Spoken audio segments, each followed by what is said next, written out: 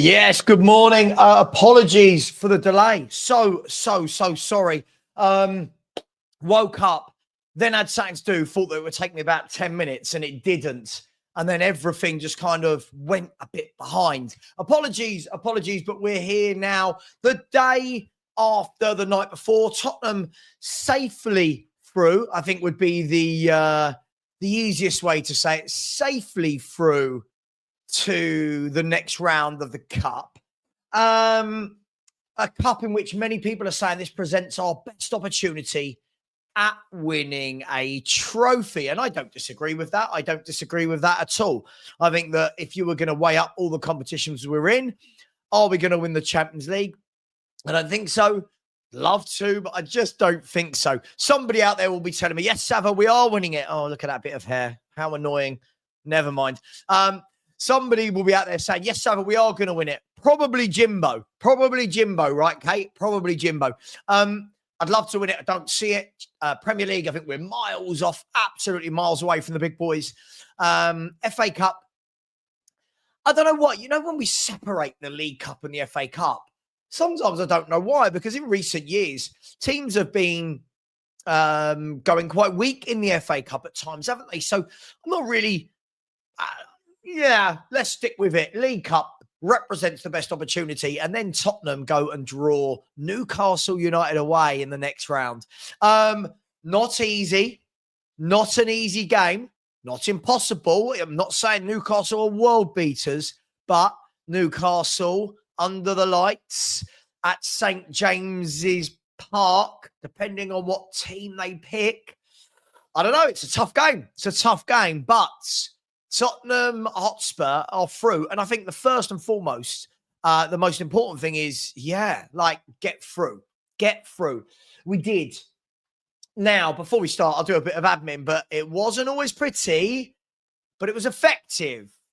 It was effective. So we'll get to that in a minute. Good morning to all of you. How you doing? Hope you're well. It is Thursday, which is it's strange because at the moment, games are thick and fast, aren't they? And then we're inevitably going to get to another international break where we all want to blow our metaphorical brains out. It's so destroying. All of the international breaks.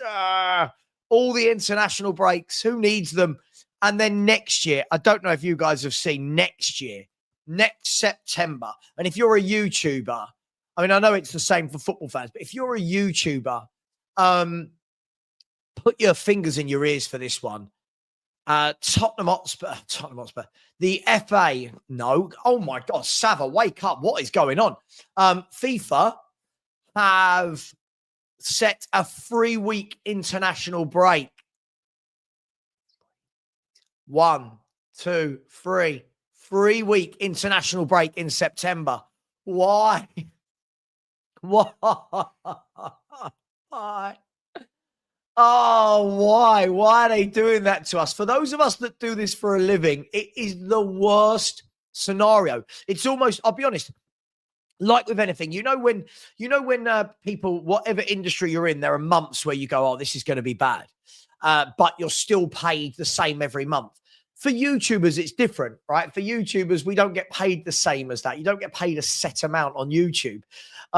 So when you have the 3-week international break and people stop watching as much, because let's be fair, I'll do international games, but there's never the same energy, is there? There's never let's do a watch along and 1,000 people are going to watch England play San Marino or, Spain play Andorra or whatever it may be. Then it's hard work. So I'll be honest with you, next September, this guy will go on holiday for 2 weeks. Next September, this guy's going on holiday for 2 weeks. However, that's a year away. Don't need to worry about things a year away. Let's worry about things now. Nothing to really worry about, but let's talk about things now. Terry, amen. I said to the wife yesterday, we were walking the dogs and I said, next September's crap. I was like, next September's crap. So next September, let's not think I'm making any money. And it is the way it is. I know people think us YouTubers earn millions, but maybe Mr. Beast and the likes do. The rest of us, very modest pay packets, should we say. Anyway, enough about YouTube revenue. Where are we? Let's go back. Let's first of all big up to the sponsors, okjersey.com and Match Bingo. A few people lately have said that they've played Match Bingo and really enjoyed it. So get over to that. And if you do want your replica shirts, get over to okjersey.com. QR codes for both companies are there. And then the discount code for OK Jersey is Savva, SAVVA. And Match Bingo, the code is fhtv, FHTV, Football Heritage TV. Alan, exactly what we're going to do. I'll tell you what we're going to do. We're going to go and find a sunbed, lay on it, and you get some more videos of me on a sunbed. How lucky for you lot. Where are we? I'm seeing all the usual faces in the chat. And again, apologies for the lateness. Really poor from me today. Sometimes these things happen. But it is the day after the game before. And Tottenham, I would say unconvincing. I mean, first half, I thought we were good. First half, I thought it looked like we were going to run out 4-5-6-0. Second half, it just fell off a cliff. And what I found quite funny was there were people in my chat saying, oh, he's got it wrong this half. And I was like, well, hang on, hasn't he done the exact same thing this half as the first half? It just seemed like everyone took their foot off the gas. It got a bit sloppy. The passing went a bit wayward. And it's absolutely fine. I mean, you're winning. You're comfortable against Doncaster. It's not the end of the world. But I think yesterday, I think Brighton, the game before against was it West Ham? I can't even remember now. We played Villarreal. I think these games have shown that this is why when people are going definitely third or fourth, I always say, well, take a step back. I'm looking at the squad, and I think if you take a couple of players away, this squad is very thin on the ground. This squad is very thin, very thin. If we look at the forward areas, if you take Mohamed Kudus away from that forward area, there is nothing there. People are saying we could create something special. I think this is going to take time to build this squad. This is going to take time. Richarlison, Solanke, Johnson, Odeberg, Tell. These players are not good enough. These players are not good enough to create something special. These players, for me, are not good enough to get top four. If they do, hats off to them. But I can't see it. I think over the course of a very long season, I just don't think it's strong enough. Now, my concern, I've got no issue with the manager. I think the manager is absolutely fine. I think what we're going to need to do over January and then the summer and the January and the summer, we're going to have to start shifting out some of these average footballers and bringing in much higher caliber footballers. Look, I've said this for years. I always get told I don't think the Premier League is the strongest league. I'll be honest. I don't think it's as strong as it's been. So it's not that I look at all of these teams and go, oh my God, there's loads of teams and amazing. I think Spurs should be in and around that 5th, 6th, 7th mark, depending on injuries. I know people want to go. I get it. And we all want to be like, yeah, Spurs, yeah, we're going to win everything. But I try and take a step back and have a look. And again, this was a team without Kudus. And again, I thought we had nothing on the wings yesterday. And that's what happens when you take out Kudus. We've got one playmaker in Xavi Simons. Now, obviously, it's slightly skewed because when Kulu comes back, when Maddison comes back, but that's a very long way away, right? By the time we get these boys back, we're going to be 3/4 of the way through the season, or, in Maddison's case, we don't know if he will play this season. So, listen, I always keep my feet on the ground. And listen, I don't think there's, but no, we don't. And this is the problem. See, again, Matt, I've unblocked you, but again, already it's too much. It's way too much. Last year, you're telling us how bad our squad is, and we should have finished 17th. This year, you're telling us we've got multiple players that get into every 11 in the country. And I don't think many of our forwards and midfielders get into any of those bigger teams in the country at all. I I really don't think they do. If you look at them, listen, I think Palhinha was an exceptional signing. So was Kudus, but I think you've got to. For me, we've got to be honest. I know fans don't like to be honest. I know a lot of fans that don't want the honesty. They don't like the honesty at all. But I think we've got to just relax a bit. I think if anyone's watching these games, you'll see we're very difficult to beat. We're very difficult to beat. We don't concede many goals, but I still think we're miles off what some people think we are. I think we're absolutely miles off it. And Thomas Frank isn't a miracle worker. He's a very good football coach, but he's not a miracle worker. He can't. Hang on, so what's this? The news? Okay, so Liverpool. He can't suddenly make people amazing. It's just not how it works. He can't make people amazing. I still think we don't have the things we don't have. I don't think we've got a good striker at the football club. I don't think we've got a good striker at the football club at all. I think we've got average strikers in Solanke, in Scarlett, in Richarlison, Mawani again. And Mawani at the moment, I'm going to put to one side. I need to see this guy and over a course of games. I don't think we've got a single good left winger at the football club. I don't think we've got a single ball playing number 8. I don't. Now hear what I'm saying. A ball playing number 8. I think we've got a lot of people that burst forward, a lot of work rate. When you look at Bergvall, you look at Sarr, you look at Gray, they've all got good work rate. They all like to drive forward. I don't think we've got a ball playing number 8. That guy that gets on the ball and makes things tick. Gravenberch and McAllister at Liverpool do it.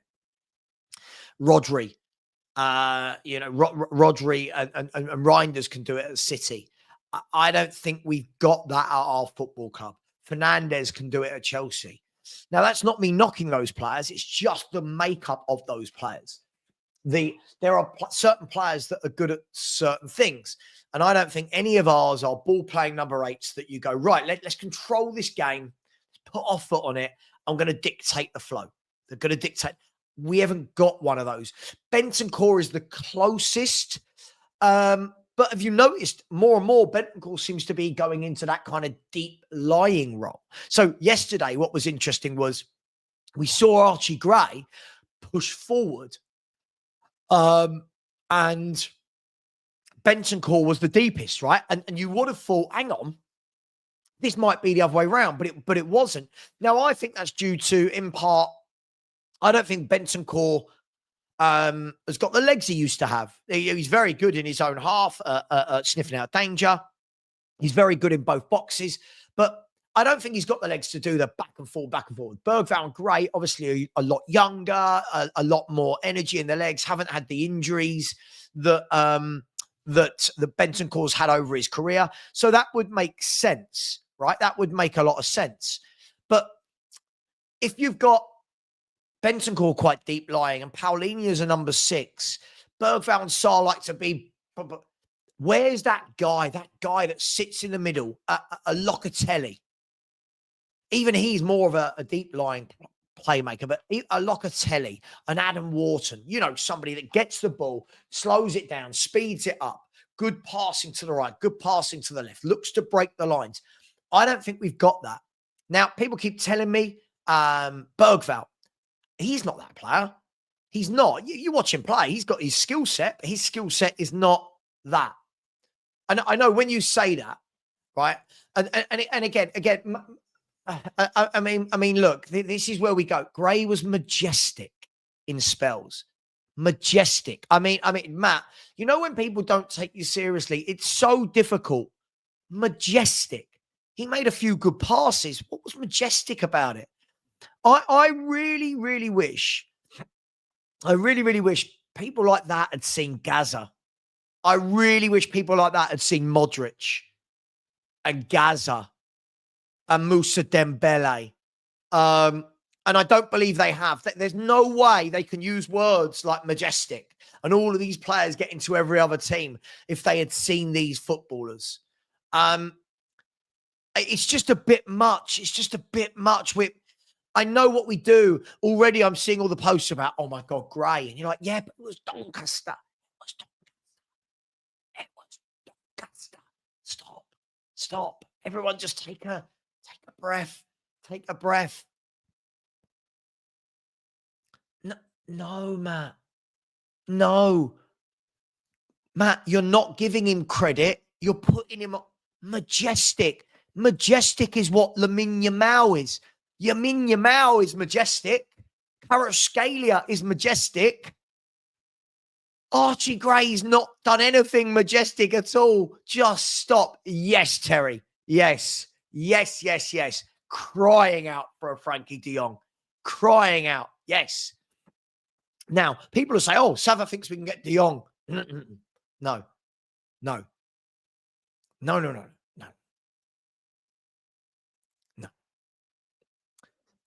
A de Jong type. A de Jong type is correct. Right?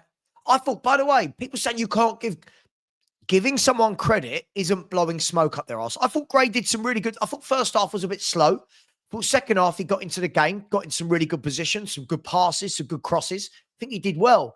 I think the problem is we've got so many fans that their level, their bar and their level of footballer they think at Tottenham is there. Not there, it's there. Majestic. He's brilliant. Give him credit. I'll give him credit. He did well against Doncaster. Whenever I've seen him against Premier League teams, I'm not. Yes. I like Ravella. Yes, that sort of a footballer for me. Yeah. And this is the thing. If we want to talk about being a big club, right? If we want to talk about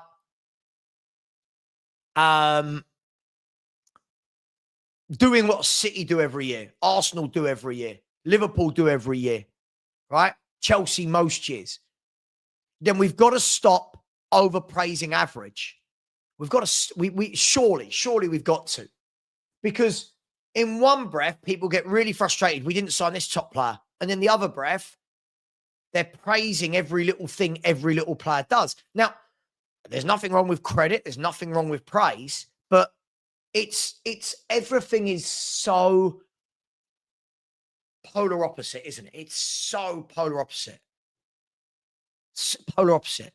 For example, last night, I don't think I think Palhinha was brilliant, which is sad really, because he played at centre-back against Doncaster. I think Palhinha was brilliant. Other than that, I'm not sure that I would say anyone really stood out, if I'm brutally honest. I thought Xavi Simons showed some nice touches, but overall, I thought looked a bit sluggish, a bit off the pace. I still don't think he's fit. Bentancur, I thought did some nice things in the first half. I thought he faded away big time in the second half. With Bentancur, it looks like the energy or the lack of energy catches up with him in second half of games. Gray, I thought did some nice things, some good passing. Some of the game passed him by. Very interesting to see Gray pushing up a little bit further. Thank you very much, Riggs. Appreciate that. Yes, it is my wedding. It is my wedding anniversary today. Yes, well done me. Well done the wife. And yes, we are out for a meal tonight. So we're going to a lovely little place tonight. We're going to a wine and cheese bar that opened about a year ago near where I live, and it's lovely. It's lovely. You get to select your wine with depending on how big a board you want to go. You get like we normally do the free cheeses, free hams, free meats, free cheeses, a bottle of wine, and it normally comes with like some pate and some warm bread and some little pretzel bits and some little nibbles all round.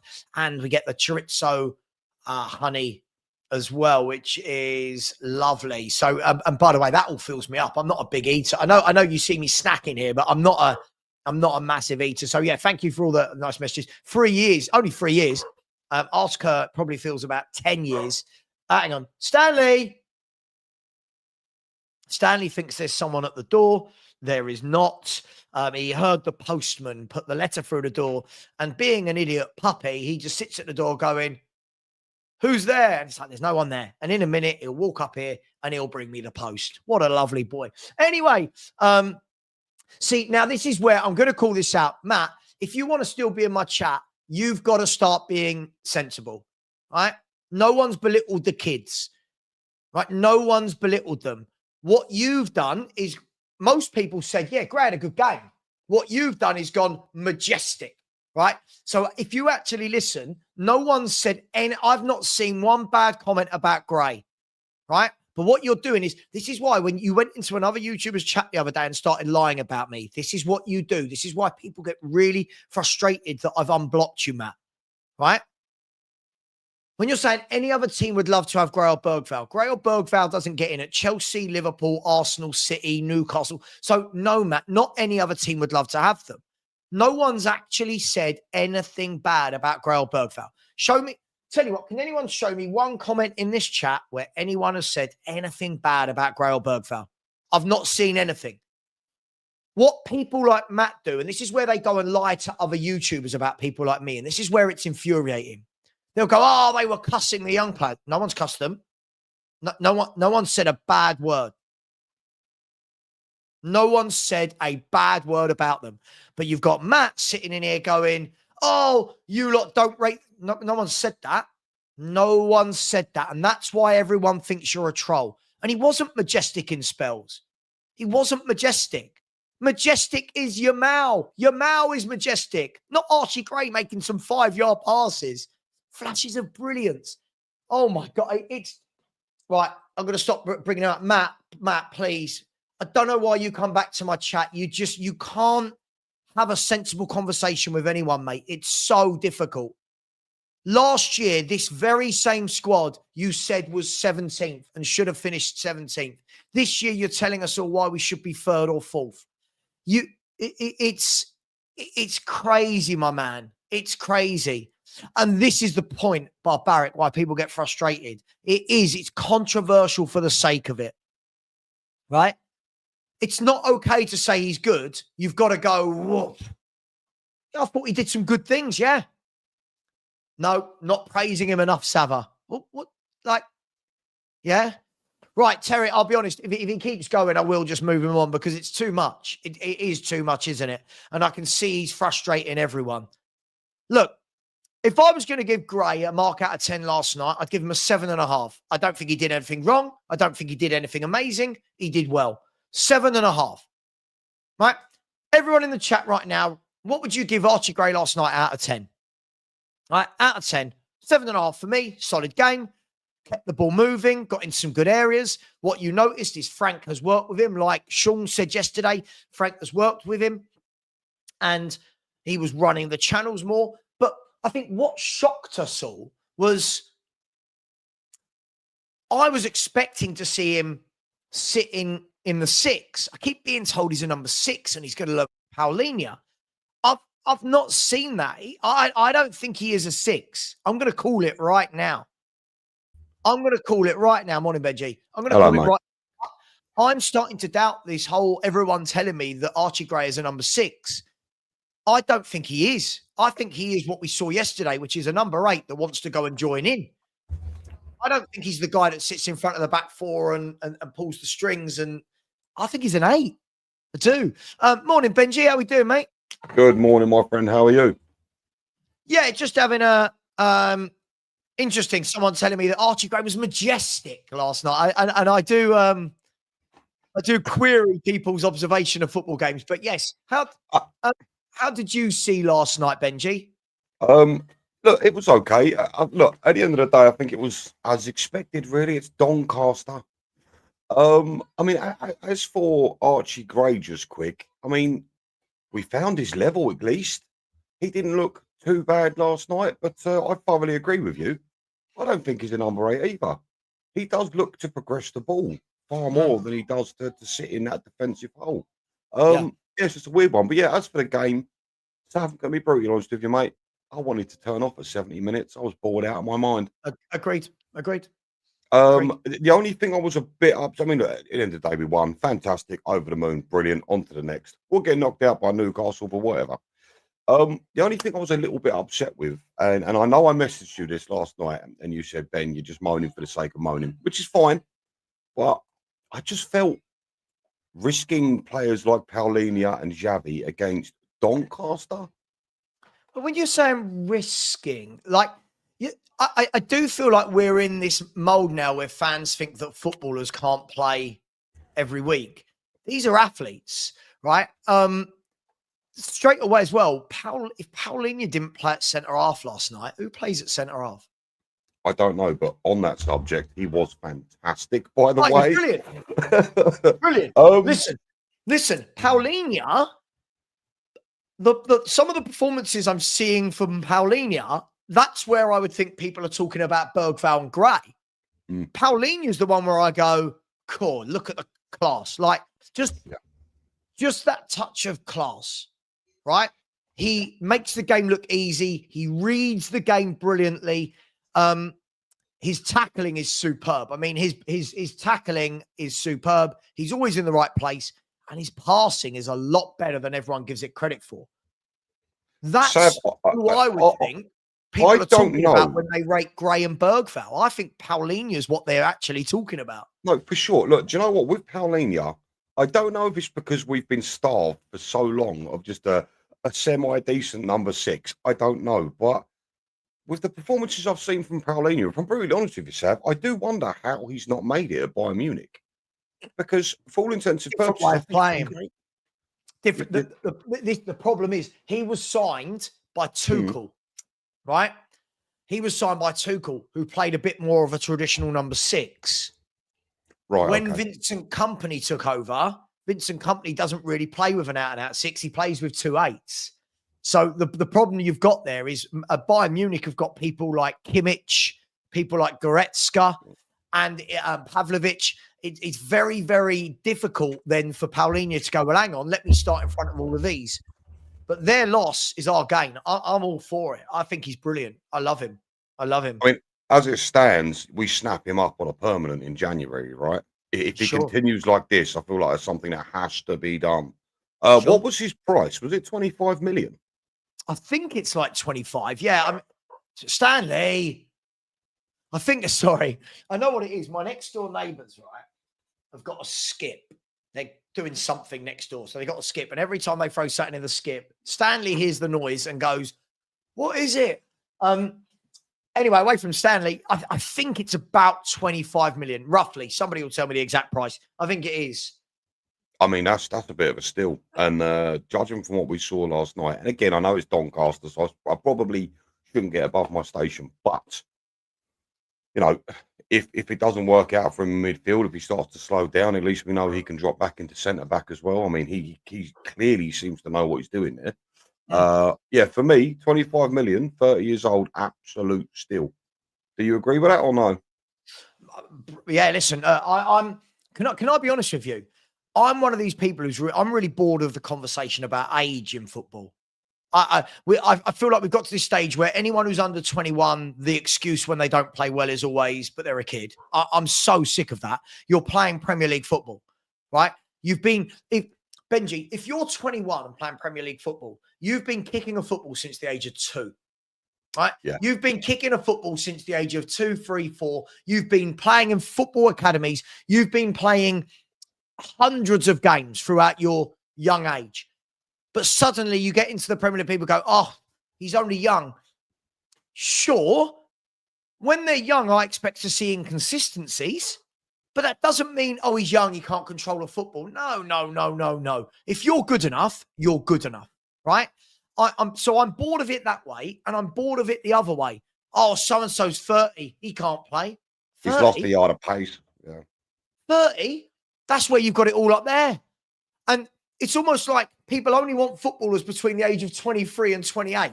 Like, that is the only age we can have. It's mad. So, yeah, no. I don't like the whole age conversation, if I'm honest. I feel like it's like when people talk about Odegaard. If you look at Odegaard, right? Odegaard for me is a very run-of-the-mill, average footballer. I don't hate him. I don't particularly rate him. He runs around. He tries to get some crosses in. There's no real end product from him. He's okay, right? He's okay. This guy's been a pro footballer for about 4 years. We can't be sitting there and going, yeah, but he's young. Well, when do they snap out of being young? And the moment they snap out of being young, do they suddenly become brilliant? I'm confused. I'm really confused. I think the issue is club expectation, really, because realistically, he played a full season for Burnley, did he not? Before he joined us, right? I just think it is based on club expectation, really. I do understand what you're saying, but at the end of the day, if you are a quality footballer, I mean, you know, look at Xavi, for instance. I mean, he's done it everywhere he's gone. You know, and we're talking from the age of 19. He absolutely lit the world on fire, realistically. You know, he went to PSV after PSG, absolutely lit it on fire. And this would have been a kid of the age of 19. Yes. So I do understand what you're saying. It is it's frustrating when people make that you know, the narrative about age is irritating. But as you say, go on. I look at him, right, and he's played one season in Liga 1, right? A season. Stanley, stop. Come here. Get in your bed. Get in your bed. Sorry. Sorry. Driving me potty this morning is Stanley. Don't worry, we'll go for walkies afterwards. He's played one season in Ligue 1. He then had a full season in the Premier League for Burnley, right? He played last year in the Premier League and the Europa League for Spurs. Now he's in the Premier League again. This is his 4th season as a pro. Like, I know he's 20. I know. But if my argument is always this, if the answer to all these questions, not from you, by the way, I just talk in general. I know people get frustrated, but I just mean in general when I talk. Yeah, If the answer from people, right, is always going to be about young, you're writing off young players. If we're at the stage where we're going, yeah, they're not ready yet, then don't be at Tottenham yet, right? If they're not ready yet, either don't buy them or buy them and put them out on loan somewhere, right? But don't buy them, put them in the first team at Tottenham and then tell fans, be patient. Sure, but what does City do when they buy a young player, right? What does City do when they buy a young player? They either loan him out or he's good enough to go in the first team. There's no in-between. We have a lot of in-between players. We have a lot of Odegaard's greys. Now, last night, they're going to get 90 minutes and people are going to go, oh my God, they're really against Doncaster. In the league, I don't want to see Gray or Odegaard playing, if I'm honest. I don't want to see them in the league. I want Spurs to be Spurs. I want Spurs to act like a team that are in the Champions League and say, where's our Champions League standard winger? Where's our Champions League standard forward? And I don't apologise for having those expectations. Do you know what, Sav? To be fair, I feel like it's talent. I feel like, right, so certain players, you can understand they have talent. Odegaard is one of them. But I feel like these scouts need to identify where they are in their career. So, for instance, with a player like Odegaard, with a player like Gray, I feel like if you're going to purchase these players, the way I would want to do it is buy them and keep them at their club that they're currently at so they can continue to progress. A player like Savinho, for instance, let's use him as an example. Savinho, you can clearly see at his age, he is good enough to mix it up with the big boys. Yeah, sure. You know, this is what I'm saying. So I just feel like when you've got that lower bracket of your Odegaards, your Greys, you know, even your Bergvals. I mean, I know Bergval's been fantastic for us. Truly, what a kid. Alice, on a side note, actually thinks he's like £100 million talent. I think that's a bit over the top, but you know. But yeah, I just feel like with the lower brackets, maybe purchase them and just leave them at the club they're with that they've done well with to develop. That's, I feel like. Do you know what, Benji?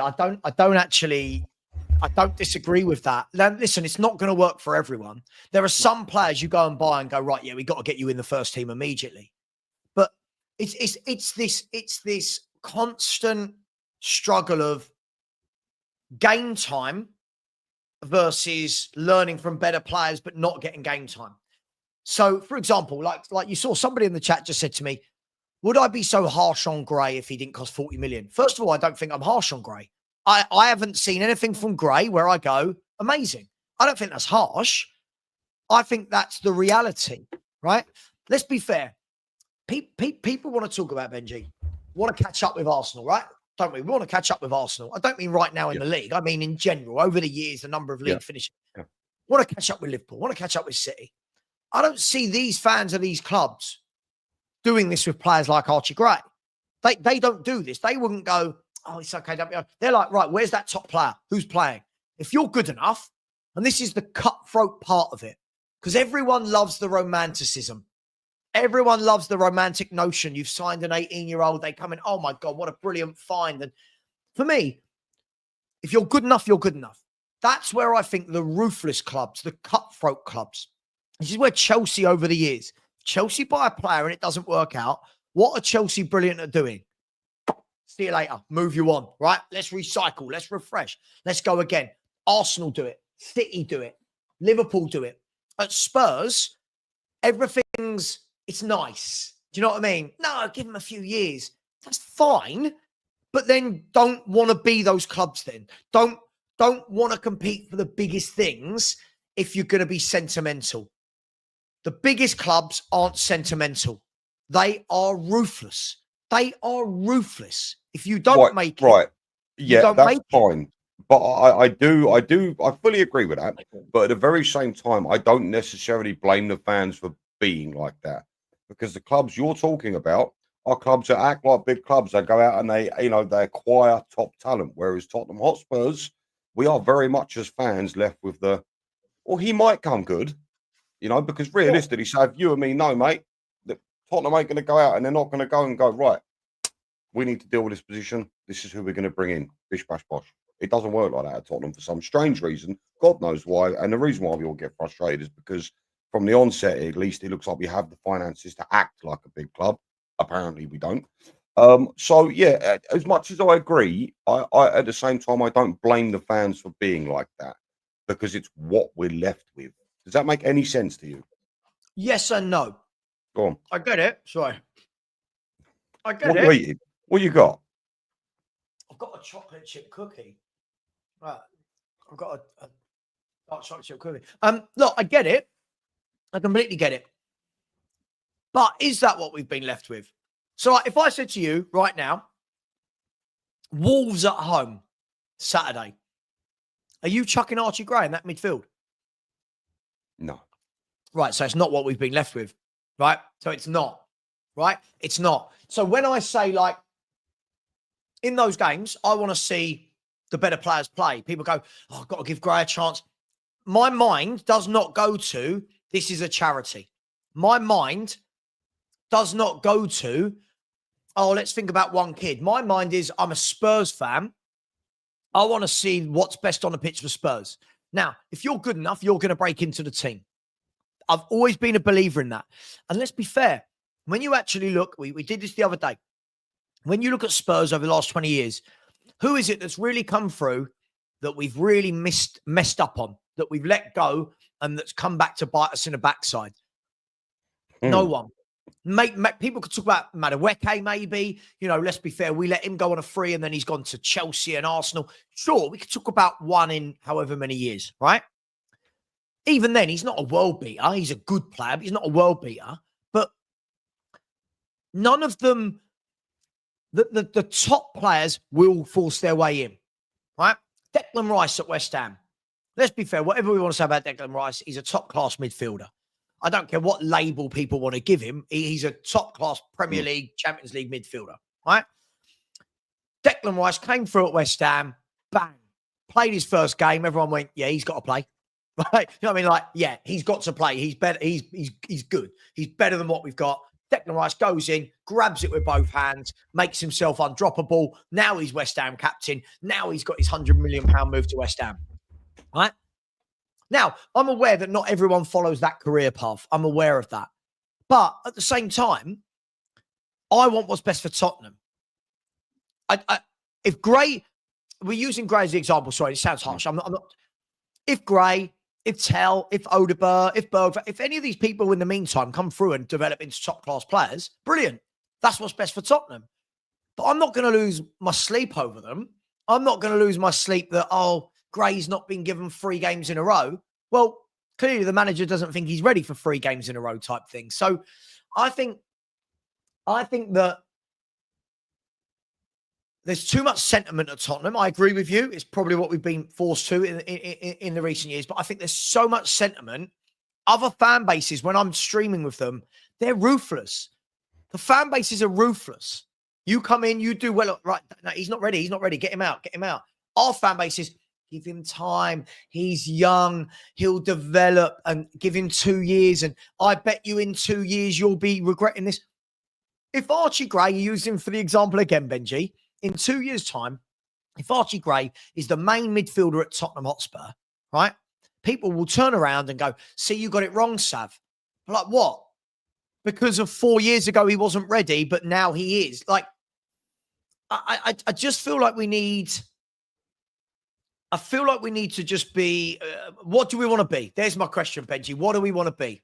That's the question. This is absolutely right. And Sav, do you know what? To be fair, you know that I tend to think about Tottenham with my heart quite a bit. But I do agree with what you're saying. I mean, the thing is, we've actually got an example of a player in the process of doing that at Tottenham, which is Bergvall. You know, I feel like he's really starting to get to that point where you have to consider him for every game because he is performing and he's producing for us, which is great. And fact of the matter is, players like your Odebear, players like your Gray, players like your Tell, they're just not doing it. I think you can only base your opinion or your opinions on what you're seeing. And at the end of the day, Gray is he's just not it yet. And again, I understand there may be a point in time where he turns into that player that everyone seems to think he's going to be, which is great. But right now, he's not ready. You know, and you ask, what do we want to be? I think you ask any Spurs fan, we want to be challenging, right? And you're not going to be doing that with players like Gray and Odebear. Can I ask you, though? Listen, I apologise. I just got back from work, so I need to ask this. Have you discussed Tell yet, by any chance? No, we'll get there. No. Cool. We'll get there. We'll get there, mate. Don't worry. We'll get there. Look, are we seriously saying Gray can't start and run the midfield against relegation for the Wolves? Matt, we've never seen Archie Gray run a midfield against anyone. But why would... My point is this. Who are you turning around to on Saturday and saying, let's use... Not you. I know you've not said this, Benji. Again, the royal you. Who are you turning around to this weekend and going... You're not playing today. Archie's playing centre mid in front of you. What is it? Palhinha? Is it Bentancur? Is it Bergvall? Is it Sarr? Which one of those 4, who are all above him, by the way, which one of those 4 are you turning up? And hang on. Let's take this a step back. Bearing in mind, Xavi Simons will probably play in the 10. That means you've got 2 midfielders behind him. Which 3 of those 4 are you leaving out for Archie Gray? Big up, Dan. Which 3? Oh, hang on. Which 3, Benji, for someone like Matt to say, let Gray play against Wolves and show he can run the midfield? Cool. Am I turning around to Pat Sarr, Bergvall, and Bentancur and saying, boys, you're all on the bench today? All 3 of them. If I'm one of them, what? I'm knocking on the manager's door and going, hang on, what? Who was it? We saw him play. Forgive me for this. I swear my old age is catching up with me. What team did we play against where Gray did start in the midfield for us in the Premier League? Burnley. Right. Okay. So we watched that game. He was poor. And he was poor. No, he wasn't poor. He was terrible. Okay. And I think that is the perfect example. So look, I feel like at the end of the day, look, I get it. People want to be sentimental, but you have to call it for what it is. Gray's not good enough yet. And again, what Savva says, we don't dislike the kid. I mean, I personally, I see something there at the very least. I mean, Jesus, over someone like Matthew's Tell, you see something there in Gray. But he's just, as it stands, he's just not good enough. So what do you want people to do? You know, for me, it's crazy. I can't believe people even have the guile to even say, give him a chance, because if we lose the game we give them a chance in, those same people will then probably turn on Gray. No, they'll turn on Frank. You think? They'll turn on Frank. What was Frank doing? So, Dan, welcome to the show, mate. Basically, Good morning. Good morning. Basically, what we're talking about, and we're going to promote your can't talk. We're going to promote your charity stream as well before the end of the show.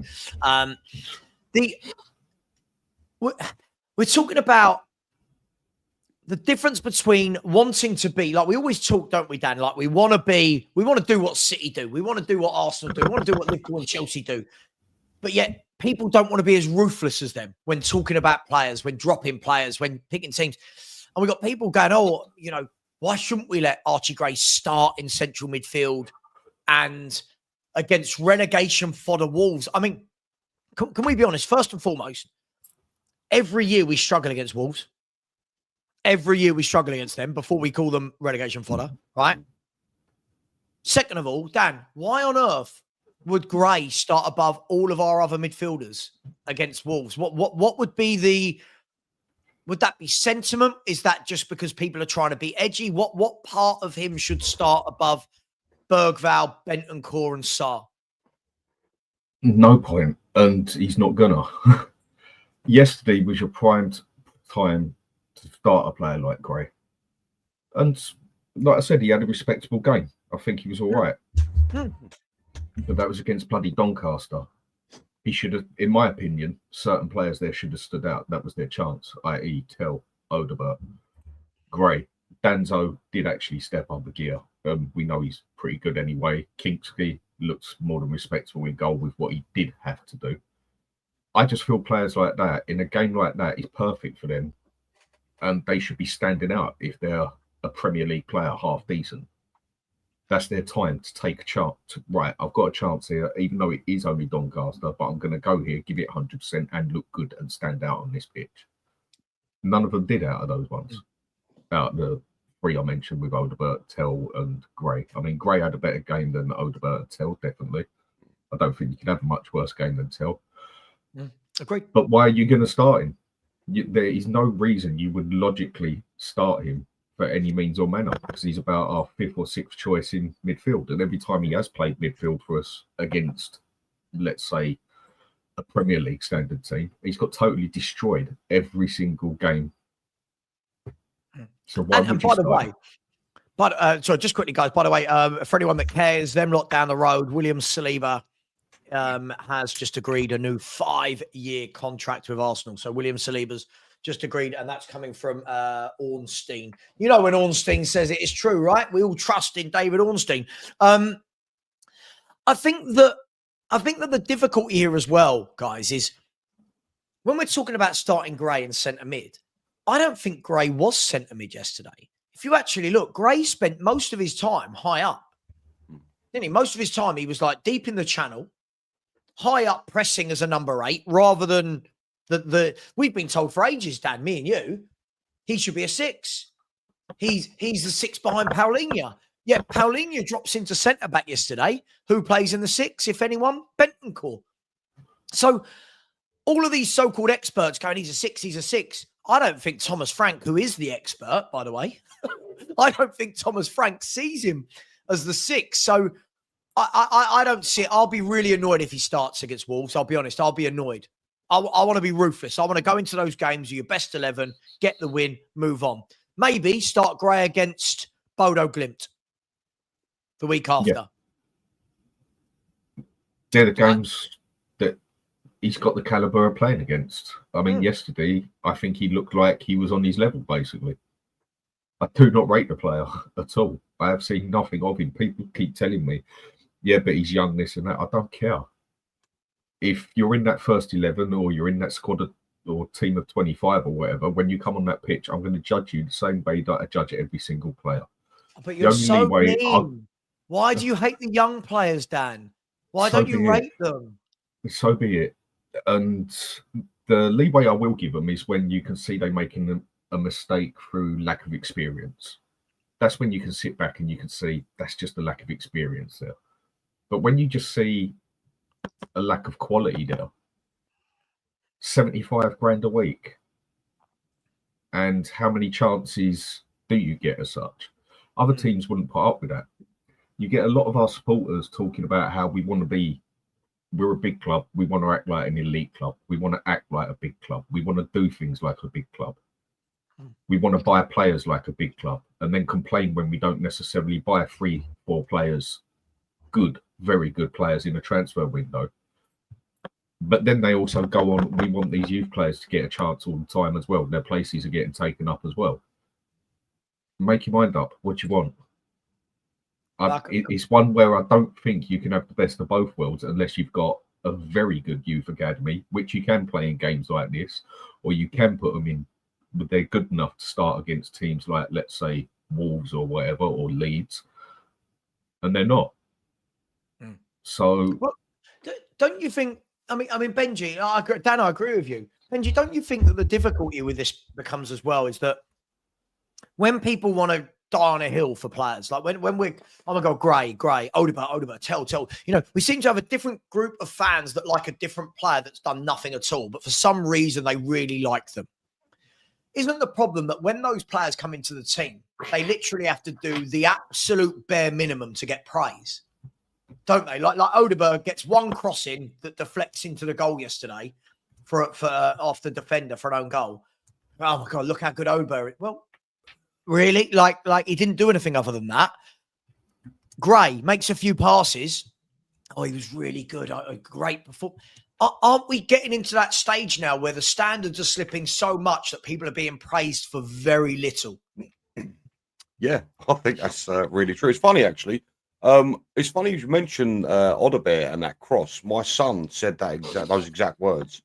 He's a good. My son's 15, by the way, avid Tottenham fan. I shouldn't have done it to him. I know. You're a bad dad. I'm Benji. a bad father. Do you know what? I swear to God, at one stage or another, I did think, what have I done to this poor kid? I can't even blame my dad. I fully blame my uncle. Passed away now. I fully blame my uncle for me supporting Spurs. Don't worry about that. It's been a hard life, isn't it, boys? Fellow guys, we've only turned 25. All of us, all losing our hairline's gone. It's shocking. What Tottenham does to you. No, you're absolutely right. Look, listen, these players, they do get too much praise. I mean, Odegaard last night, when my son said that, he goes, "Oh, he's a good little player. He is." Like yourself, I sat there and I thought, really, he gets in one little cross. I mean. Look, listen, you are right to an extent. In fact, you know what? No, you are right the whole way. These players, they're just not good enough, and I don't know why they get the praise that they do from certain fans. It's very, very strange. I just feel these types of players we're specifically speaking about, they need to play. They do have talent. I do think Gray's got talent. I do think Odegaard's got talent, but they need to be playing week in, week out for a lower level club. Well, let me ask you. I don't know, mate. Not Gray. I'm bored of Gray. Yeah. Let me ask you. So Odegaard is actually on the pitch right now, on my picture right now on Sky Sports. And I'll ask you. You said there you see the talent. When I watch Odegaard, as I said to you earlier, I watch a guy who I go, "You're a decent footballer. You run around a lot. You look like you're going to do loads of good things, but you don't actually do loads of good." What is the talent that you see in him that makes you go Tottenham level? Like when you're looking at the wingers we've had, I'm with you. Of when we signed like a 400-year-old Ivan Perisic, right? Bale, was very good.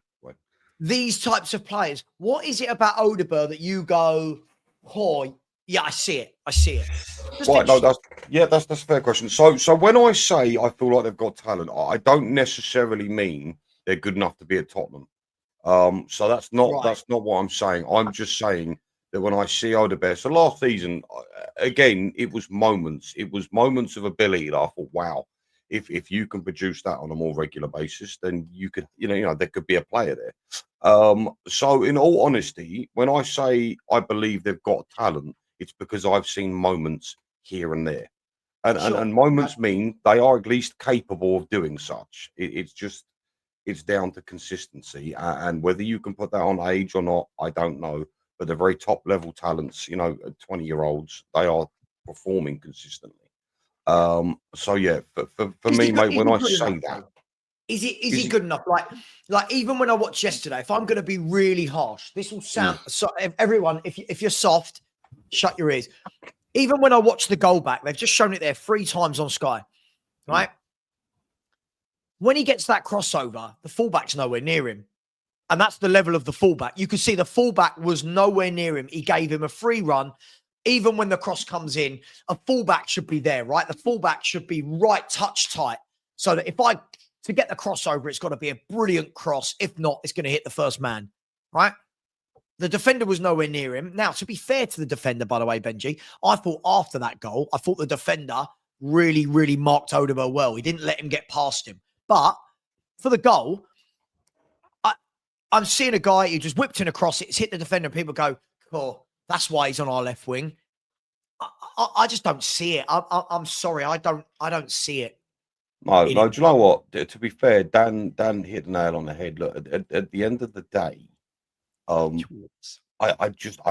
feel like there's no other way really to put it than these players aren't good enough right now. Look, I'm going to be brutally honest and really harsh here. The way I saw the game last night, it was like watching blind, deaf donkeys against men. It was shocking. You could see the levels. It was really poor. And again, look, listen, you don't see that all the time. Gillingham knocked out, not Gillingham. Who was it that knocked out Man United?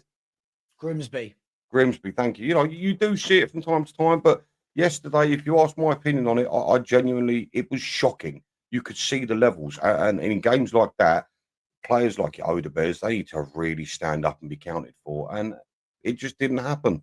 So if you're given the opportunity to produce and you don't produce, then at what stage will it get to before it's like, well, we can't keep giving you the opportunities if you're not going to produce at one stage or another. So, yeah, I don't know, Sav. I really don't. I mean, these are the games you want these types of players playing in. That's it. Your example is Bergvall. Now, people say we just grill the young players non-stop.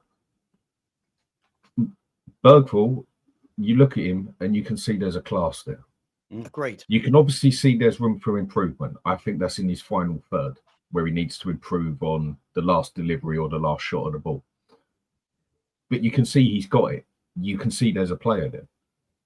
You're happy for him to play in a lot of games. You're not that, oh my God, what's he doing on the pitch? Because you've seen improvement from him. He started off shaky but you've blatantly seen significant improvement in him, and you can see there is a player there that is going to get significantly better. Not one of the others have shown a moment of time where they look like, yeah, he's going to improve. He's going to be good. I think he's going to be quality in another year or two. Not one of the others have done that yet. Well, Dan, let me ask you this, mate. I think the difference between Bergvall, Odegaard, and Gray, tell me something. When you see Gray named in the team sheet, do you go, or are you quite happy for him to play? A game like yesterday, perfectly happy for him to play, because that's the sort of game he should be playing in, where you've got to use the rest of your team as such. But then that's a game where I expect him to stand out. That's a game where I mean, look at Palhinha. Maybe a bad compare, but he stood out. He had a brilliant game, and he stood out, same as one or two others, because they're good players. Others had that perfect chance and just don't. If I see him starting in a game in the Premier League, I'm straight away like, why is that man even on the pitch? And if I see him in midfield, every midfield game, bar last night I've seen him playing, he gets absolutely destroyed by a Premier League game. Not just a bad game, he gets absolutely cooked. Maybe this isn't the best one to give the example with either. But again, if you're in that 25 and you're good enough to go in that team, you should be good enough to perform. He went on against PSG for, 15, 20 minutes, and he touched that bloody ball once.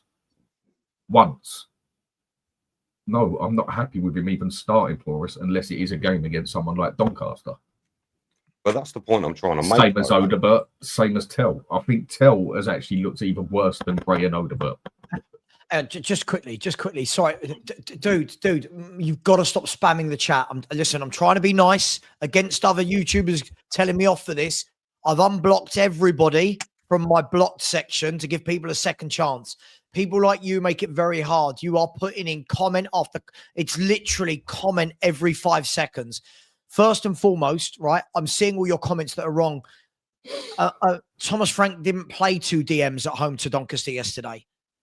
Archie Gray was not in DM. I don't know what you were watching. Archie Gray wasn't playing in DM. Bentancur was the only one sitting in midfield if you actually watch the game properly. So please stop. It's two. Look. 1, 2, 3, all within. Stop. No, that's not because you're a fast thinker. Listen, Mikey, please stop. Please stop. This is now bored. It's way too much. This is way too much. You are Tony from last night. I know exactly who you are, mate. You've got the exact same things you're saying as him. Your spelling is exactly the same. And your MO is exactly the same. Just calm down. Enjoy the show like everyone else. You know how I know you're that Tony guy? Because everything you're saying is about Thomas Frank, right? Everything you're saying is making out that Thomas Frank has played 7, lost 7. I genuinely don't get it. The man has lost 1 game at this football club. 1 game at this football club. And people like you, every comment is Frank. Just relax, please. Just take a chill. Relax. I don't want to be blocking people. Please just calm down. Thank you. That's all. These people are probably telling me off for being too... Calm down, please. Just calm down. That's all we ask. I don't want to put slow mode on. And by the way, for any of you that aren't YouTubers, slow mode is when it means that people can only post every 1 or 2 minutes. I don't want to do that, but people like you ruin it for everyone else because the whole chat gets taken over by you. Thank you. I'm just trying to be nice. Before we move on to, I want to talk about Newcastle for a bit, but we are going to end. Oh my God, hang on, I got another one. Bring up the formation from yesterday. You're lying. Guys, let me ask Dan, Benji, Archie Gray did not play DM yesterday for Tottenham, did he? He was not in the defensive role for Tottenham in any way, shape, or form. Oh my God, let me show everyone. God, so this is what Tottenham did yesterday, right? Tottenham almost did this, if we're going to be brutally honest. Tottenham almost did this. Here we go. I'll show you. It was like a 4-3-3 with a holding midfielder, wasn't it?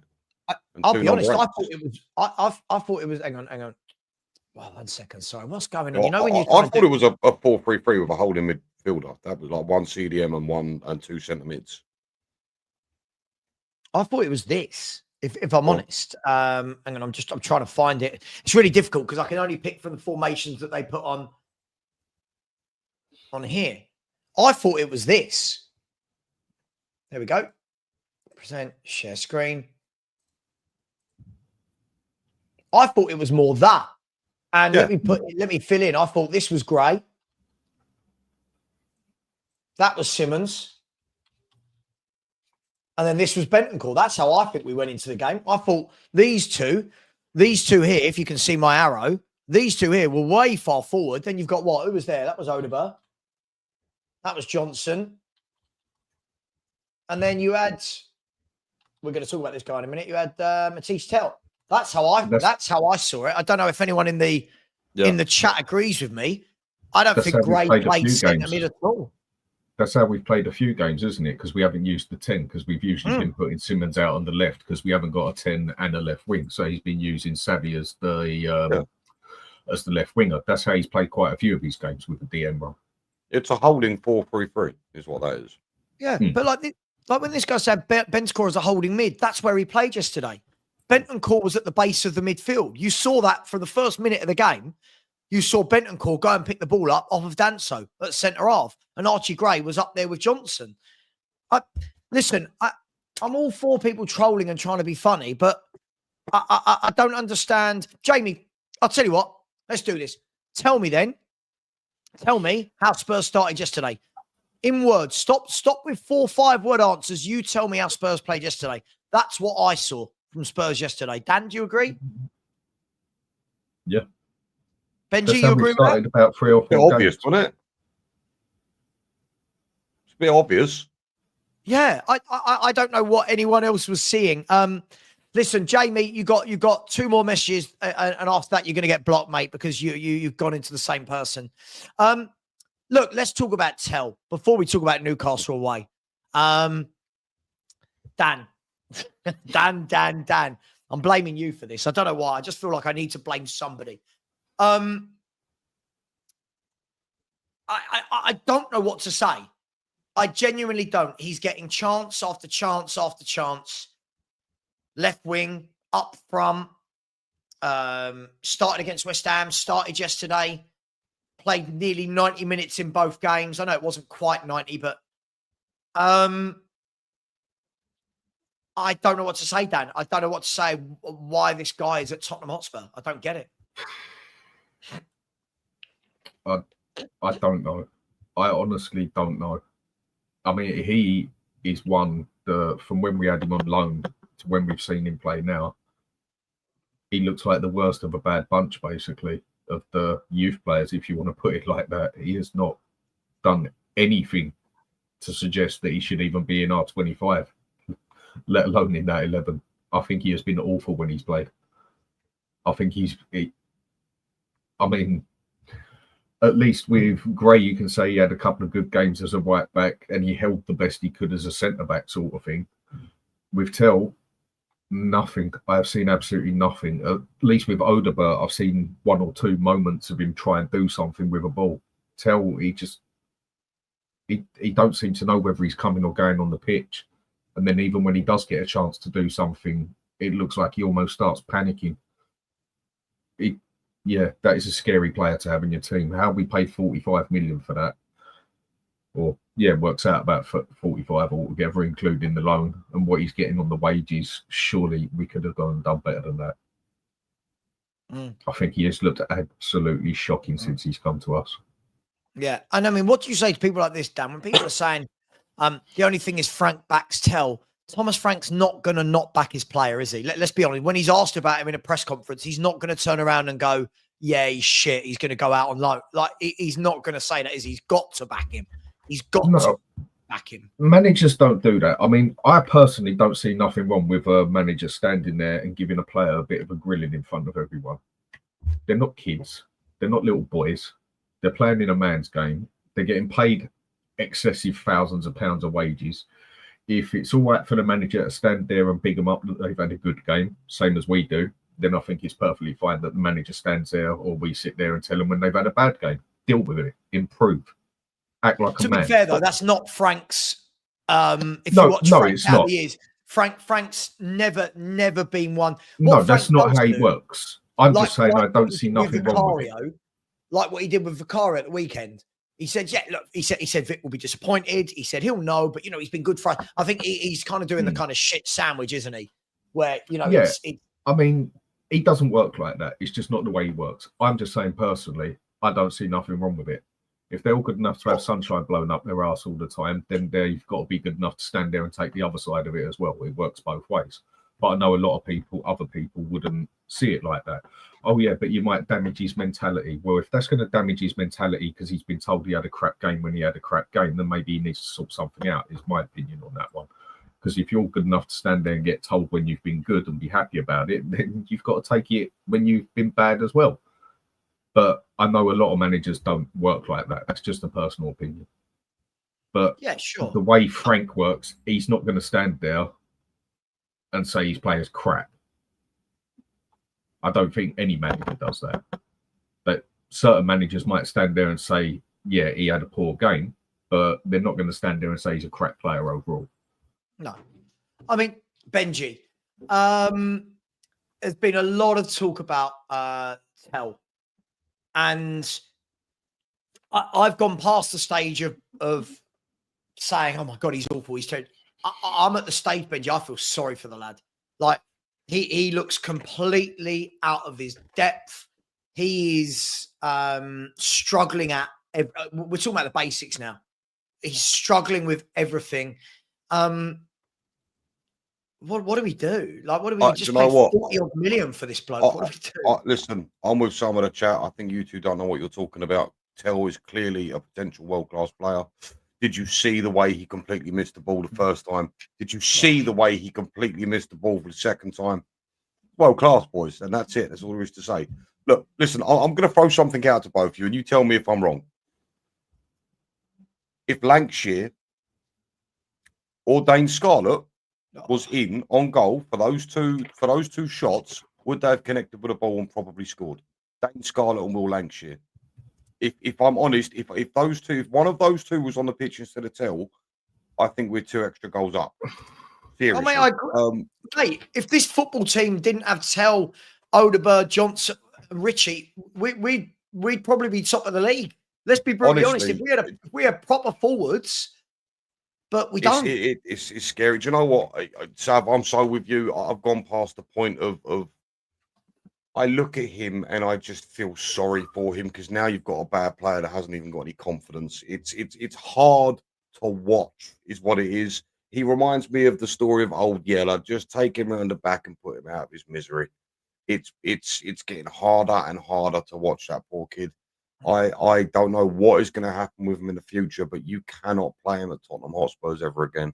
I'm sorry. But Benji, you know what we were talking about earlier? About fat. Have a look at this. Look at that last sentence. He looks like a star in glimpses. I mean, what are we doing? When you're saying be balanced, he is good at positioning and progressing the ball. Is he? Like, based on what are these people seeing this? I'm watching a player and going, he's not the only one. I've seen other people comment saying he looks all right in spells.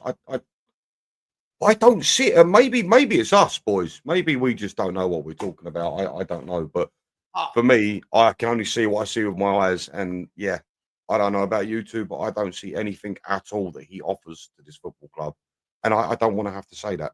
It makes me sound terrible, but he's not good enough. Right. I'm sorry. Matt, stop. Matt, stop.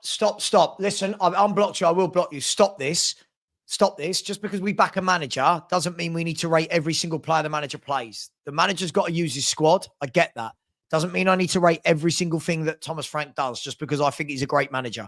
Well, hold on, fellas. Sav, I want to ask you, mate. Do you think there is any realm of possibility where Frank is having to play Tell to save the club embarrassment for technically trading him for the best player that's ever been at the club? Do you think there could be any element of you have to play this guy? Mate, I think he's having to play a lot of them because we didn't buy what we needed. I think it's that simple. I think this is that simple.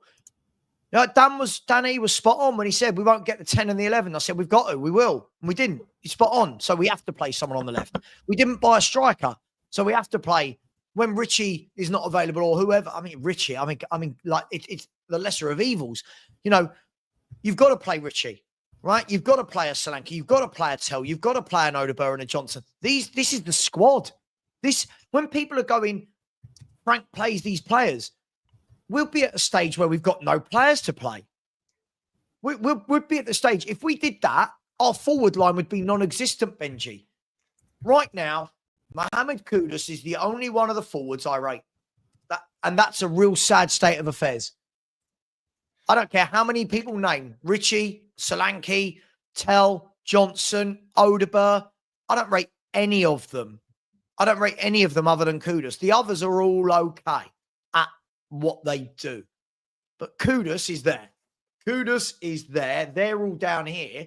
People going, but Frank's playing him. Well, if Frank doesn't play him, mate, listen, you've got to grow up, MD. I tell you, I'm regretting I'm blocking all these people. I'm really regretting it. You just get... There's no trio of hate. Mate, we've got standards. So far, you have rated Tell, Odegaard, great. That's not the Tottenham I want to watch. I don't know about you, Danny. That's not the Tottenham I want to watch. I don't want to watch Tell, Odegaard and Gray on a weekend. No. Again, against a game like Doncaster, it's your perfect one where I've got no problem with playing them. But again, that was a chance he had to at least stand out, and a player that's cost him 45 million. He had two clear-cut chances and totally screwed the pair of them. Or is this just another one we're grilling him too much because he's young or whatever? When you see that the player does not perform in even a game like Doncaster, why on earth would you want to start him against any Premier League team, against any European team? I mean, the way he played yesterday, you'd even be scared of starting him against Bodo Glimt. And the thing is, it's not like we want to say these things, but you've got to call it for what it is, right? You know, these are our players at the end of the day. So and I'm not sure who sent that in, but it's not like we want to sit here and badmouth our players, because at the end of the day, they're our Spurs players. But you can't kid yourself into thinking there's something they're not. I'm sorry. You know, Tell, Odebear, they're not good enough. Gray, not good enough. And again, at no point have any of us ever sat here and said, hey, they're not never going to be any good. But right now, they shouldn't be anywhere near Tottenham's first team. End of. I don't know why so many people are so against critiquing. I It's feel not like hate. as YouTubers, I feel like you've literally just got to come on screen and say that every player is absolutely fantastic. In a squad of 25, 30, there are going to be players that I rate that Dan doesn't, that Dan rates that I don't. There's going to be plenty in the middle where we both rate, right? That's football. But imagine, Dan, imagine we all sat here and every player, we just went, oh, he's brilliant. Because some of these fans make out like we should be winning league titles and Champions Leagues with how they rate the footballers. Oh, he's brilliant. He gets into any club in the league. Cool. Why do we finish 17th? He should be getting into any team in the league. Cool. Why don't we win trophies every season then? Like it's fucking bananas. I'm just shocked at what's happened to 2025 and the world.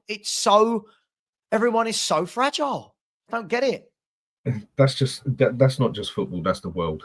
It's a very fragile. I think you said the good word there. Nice way to put it. I think it's a very fragile foundation these days, mentally, in a lot of ways. You can't really say anything without someone choosing, because it is their choice, to take some sort of offence to it, or to just basically say that I'm not even going to go into it. But it's, again, when you watch a game, for me, you got to pick out the good sides, you got to pick out the bad sides. Yes, we won the game 3-0, and at the end of the day, I don't care how we win a game, whether it's dirty or not, as long as we win the game. But I'm still going to pick out the bad points of the game as long as the good points of the game. And there was good points of the game, which you've already spoke about on here and that. And so we're also talking about the bad points of a game and a player. I mean, how do you improve? Well, you don't improve by ignoring what's going wrong and just focusing on what's going right. If you want to improve, you've got to focus on what's going wrong to fix it, to get yourself better, is the way I see it. But a lot of people just don't like to seem to hear that side or want to know that side. We won 3-0, that's all there is to it. There's no negative to it. Let's go to the next one. Okay, we won 3-0, there's no negative to it. Let's start Tell and Odegaard and Gray against Walton. And then I bet you get some people who would say that, like, oh, no, they shouldn't start that game. Well, hang on a minute. There was nothing negative about that game, so why don't we start them? Yeah. And by the way, Dom, look, I mean, we were, to a degree, you could say, spoiled with Kane and Son, but also to a degree, you've got to remember that this is a very rich football club. This is a big football club. This is a football club that charges one of the highest ticket prices in the world. So, you know, when we're saying we're spoiled, let's be fair, they only bought one of them. We developed the other. We bought one of them. Look, for years, we had players. We had Kings and Defoes and Berbatovs and Sheringhams and Klinsmans and Ferdinands and Canutes. And I mean, I could go back to, we had Clive Allens. We had Gordon Jury. We had players for years, good attacking players. For me, I think more than anything, Dom, I don't disagree with you, but I think it comes down to scouting. I think it comes down to lazy scouting. You know, for example, over the course of 2 years, Spurs spent £110 million, £115 million on Richarlison and Solanke. Now, you're telling me that we couldn't have gone across the world and found better strikers for £115 million than Solanke and Richie. So for me, I don't think it's, wow, eureka. Wow, that's a bit, wow. Jesus Christ. I don't know what I said that's negative. I think we've got some brilliant players. Kuda's brilliant. Palhinha's brilliant. Romero's been brilliant mostly this season. Van der Ven's been brilliant. Porro's great. Right? I think Bergvall's getting better and better. It's mad. I don't know why this is so... There, what has happened there is exactly what I just said to you. Everything I just said, exactly what... I can't watch negative side. Well... I'm sorry, but there's a negative side to life. There's a negative side to football and that. If you only want to hear the good side and you only want to hear sunshine blown up a player's arse, then obviously you're on the wrong channel. And there's a few of them you can go to that will just blow the sunshine. So go and watch those ones, is what I would say, because a lot of people just can't handle realism. Yeah. It's realistic. It's life. Can I ask, am I meant to sit here then? Am I meant to sit here then and just say Matisse Tell's brilliant? For people I don't like that, understand. yes. For people like that, okay. yeah. Am I meant to say Matisse Tell's brilliant, Gray's brilliant, Odeber's brilliant, everything's great, everything is absolutely fine. I'm not worried about the second half yesterday. Everything was brilliant. I genuinely, I'm not sure. Yeah, but no one said we didn't. That's not what we're talking about. I think we all acknowledge that we're through. We won. You know, it's I don't get it. I tell you, I almost find YouTube becoming hard work. If I'm honest, guys, I genuinely don't understand. And notice that none of these people can actually, that none of them express how I'm wrong. I'm happy for this person, Eureka Johnson. Tell me what I've said that's negative. Tell me, I'll tell you what, Eureka. Tell me what I've said that's wrong and negative. There we go. Better way to put it. There you go. Okay, tell me what I've said stuff that's wrong and negative. There you go. Counteract it. Counteract it. And again, I mean, this just Savva likes to create a narrative of a fictional Spurs fan base in his head. But aren't you absolutely proving everything I say? You and that Eureka have absolutely proved everything I've said, right? Is anybody dares to critique, oh, you can't do that. These are football debate shows, my friend. We want to debate footballers. We want to debate football. We want to debate games. Imagine we just came on here and went, Dan, we won 3-0. Yeah, we did. It was brilliant. Thanks, everybody. Right, take care, guys. Great show, well, Is a question for you then, yeah? I mean, obviously, with what the person's saying there's that obviously that other phrase that's used a lot as in toxic negative, and it damages the players and it has an effect on the team and everything, which is a load of BS. But toxic negative. Well, again, there's two sides to everything in life. If there's an up, there's got to be a down. If there's love, there's got to be hate. If there's left, there's got to be right. So if there's toxic positive, toxic negative, then there also has to be toxic positive. So what one does more damage then?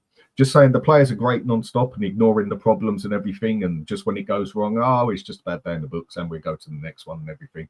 And this person here, would they start Tell in the Champions League game? Would they start Gray or Odebert through choice if we've got our whole team in a Champions League game with the way they performed the other night? No, cool. I mean, look, but they all jump out now. I'll ask again. I'll ask again. By the way, I don't want your money. I don't want your money. I don't want your money. Oh, you're Australian. I'm not allowed to say that. Now I know why you hate me, because people keep telling everybody that I hate Australians. Jesus Christ. This is mad. You still can't tell me what I've said that's actually negative and wrong. What you don't like is somebody that might be right, but because they're right about something which isn't positive, they're negative. Right? Just saying nice things doesn't make you positive. Right? So I'll ask again. People in the chat, I'll ask again. Tell me what I've said today that's not true. As I said, Odeberg, he's okay. He's okay. I don't think he's ready for Tottenham's first team. Tell, he's not good enough. Archie Gray, he's okay, but doesn't start in midfield for me when everyone's fit. Tell me what I've said in any of that that isn't true. Right? I've got a whole chat last night complaining at how shit the second half was. But when I come on and talk about players that didn't play well, I get, oh, you're negative. Well, which one is it then? I don't know what I'm. Do I just come out here and actually say we were brilliant all game? It was brilliant. Every player played well. I don't understand what that would achieve. I'm starting to. I'll be honest. I feel like I'm starting to get a bit lost in all of this in terms of what people want. I don't know. Do they want me to just sit here and say nice things? Like, okay, cool, there we go. Listen, I think Tell's going to be brilliant. I reckon he gets 20 goal assists this year. I think he's going to be brilliant. Is that it? Archie Gray should be our number 6 every game. Drop Palhinha. I want to see Archie Gray every game. Does that... Now am I being negative against Palhinha? Palhinha is brilliant. What a signing Palhinha was. Top footballer. Kudos. Top footballer. I'm not just going to call players great because fans get offended. No, he wasn't. No, he wasn't decent. But when you're saying it's not a disaster. Sorry, Dan, go on. He missed 2 clear-cut chances. Look, if he would have put those 2 in the back of the net last night, we'd be sitting here saying, do you know what? Fair play, Tell. Didn't look great on the pitch, but you put 2 in the back of the net. Okay, let's see where you can improve from there. but he gave absolutely nothing to look on that he done good. Everything he showed last night, there has to be light years of improvement there.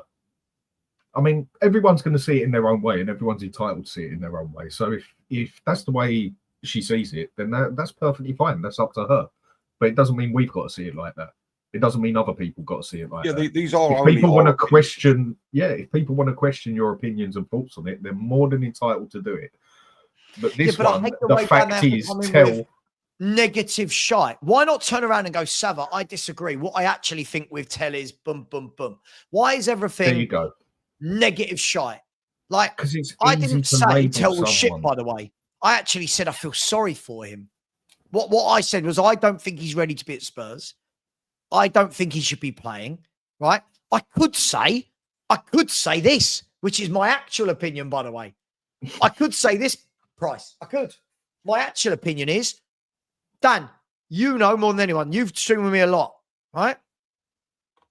I didn't want him in January, did I? In any way, shape, or form. I was saying, no, do not sign this. I don't want him on loan, right? He then had a really bad loan spell, and I said, do not sign him. And we sign him. And then people are still going, you're hot. I didn't want him. I didn't want him because I watch football. I watch other leagues. And I see. But again, look, there needs to be balance. They're young players, so we need to let them grow. But this whole writing off thing is ridiculous. No one's writing them off. Right now, they should not be in the Spurs 11, Matt. You are the same fan that hated Levy and Enoch because they don't buy better players. Which one is it? Dan, I know you agree with me on this. Which one is it? Do you want to watch Tells and Odebers and Greys? Or the reason why you hate Enoch is because they don't buy better footballers? I want to watch Palhinha. I want to watch Kudus. I want to watch Xavi Simons. I want to watch Mickey van der Vens. Why is that not balanced?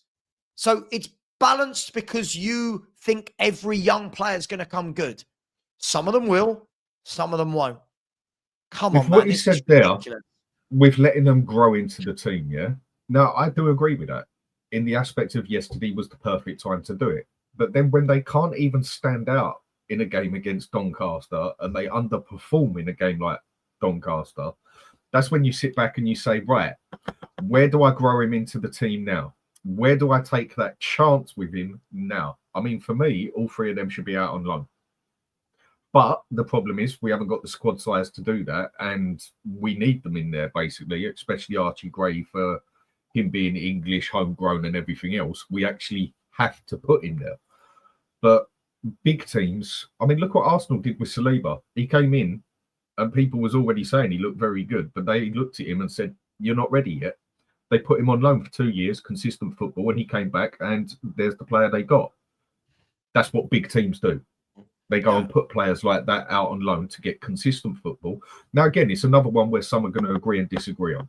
I personally think you put the player out on loan straight away because I think a person will improve through experience, not just sitting next to a good player playing 10 minutes here or a game against Doncaster here and there with a little notepad next to him. Whereas other people believe the little notepad and the odd 10 minutes here and there next to a very good player will do him favours. I don't think so. I think nothing speaks better than experience. But that's. Can I be brutally honest about Tell? Where, if he was to go out on loan, where would you see him going out on loan? Because I've got to be honest with you. No, I think he would struggle in the championship. I agree. I don't think he'd score loads of goals in the championship either. I don't think he's great. Where would you even put him? Mate, I think abroad somewhere. I think abroad. But by the way, can we stop this myth? By the way, this myth as well, right? This myth that if Frank is backing him, who are to go against it? Frank will back all his players. We've already established that, right? But when you're saying Frank is backing him, Frank left him out of the Champions League squad. Why? Why? Please, can we've got to stop this, right? What we're at the stage is people like Matt, people like Eureka, all these people now, it means that now every player no players can be critiqued or we don't want them. No player. You've got to rate every player because they're at Spurs. I've never been like that. I can't live my life like that. I can't just put my head in sand. I can't put my head in sand. Dan, you know me well enough for years. I can't put my head in sand and pretend players are good when they're not. Now, maybe to Benji's point there, maybe Tell goes out on loan in January. Maybe he goes out on loan for all of next year, and in 2 years he comes back and we go, oh, he's developed. Sure. Right now, is he good enough? Frank chose Odegaard for the Europa League squad over Tell because he does something different to BJ and Richie, who can play on the left, but they are all inside left. Are any of them good enough, Eureka? Because, do you know what? I've got no problem. When you talk like this, I'm quite happy to have a conversation with you, but you started with Savva's negative shite. Fine. I'll tell you what then. People like Eureka and Matt, what they're saying is Spurs don't need to buy better players in the windows. Is that fair, guys? If they rate these players, and I'm being harsh, Tottenham don't buy anyone in January or the summer because these guys want Tell, Odegaard, and these guys to all play. Cool. Eureka, I've got a question for you. Don't buy better players. Is Odegaard, Tell, and Gray good enough to push us up to that next level? I'd be really interested to know if that's what you feel. Because if I'm, and again, I will be honest. I think if you said that they are, I feel like you're pissing in the wind. Ben, a bit. I mean, you say, are they good enough to take us to the next level? Are those players even good enough that we're saying to keep us at this level? No, precisely. They're not. You can't look at the end of the day. Would another team, Ben? Would any other normal team go and pick any of those players for their Champions League team? No. I personally don't see it. If anyone else does, then fair play to them. But if Eureka doesn't turn around and say yes, absolutely, then does that mean you also think that they're not good enough to do that? Right. Because, so where are we here? Yeah, like this, Benji. So if we don't need better, why are you getting on at me for asking for better? No, and right, Matt, just respectfully, mate. I'm gonna listen, mate. I've made an error getting you back in. We didn't have a 9 out of 10 window. We have not had a 9 out of 10 window. Hardly anyone's left the club. We didn't sign a left winger. We didn't sign the striker we needed. We brought in 2 loan players.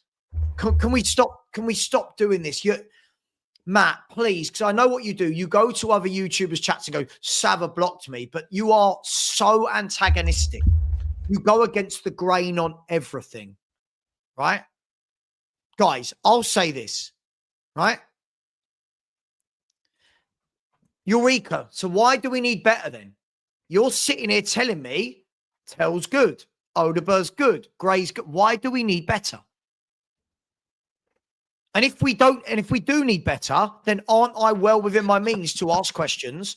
Why are these players playing for Tottenham Hotspur? I can't have it both ways.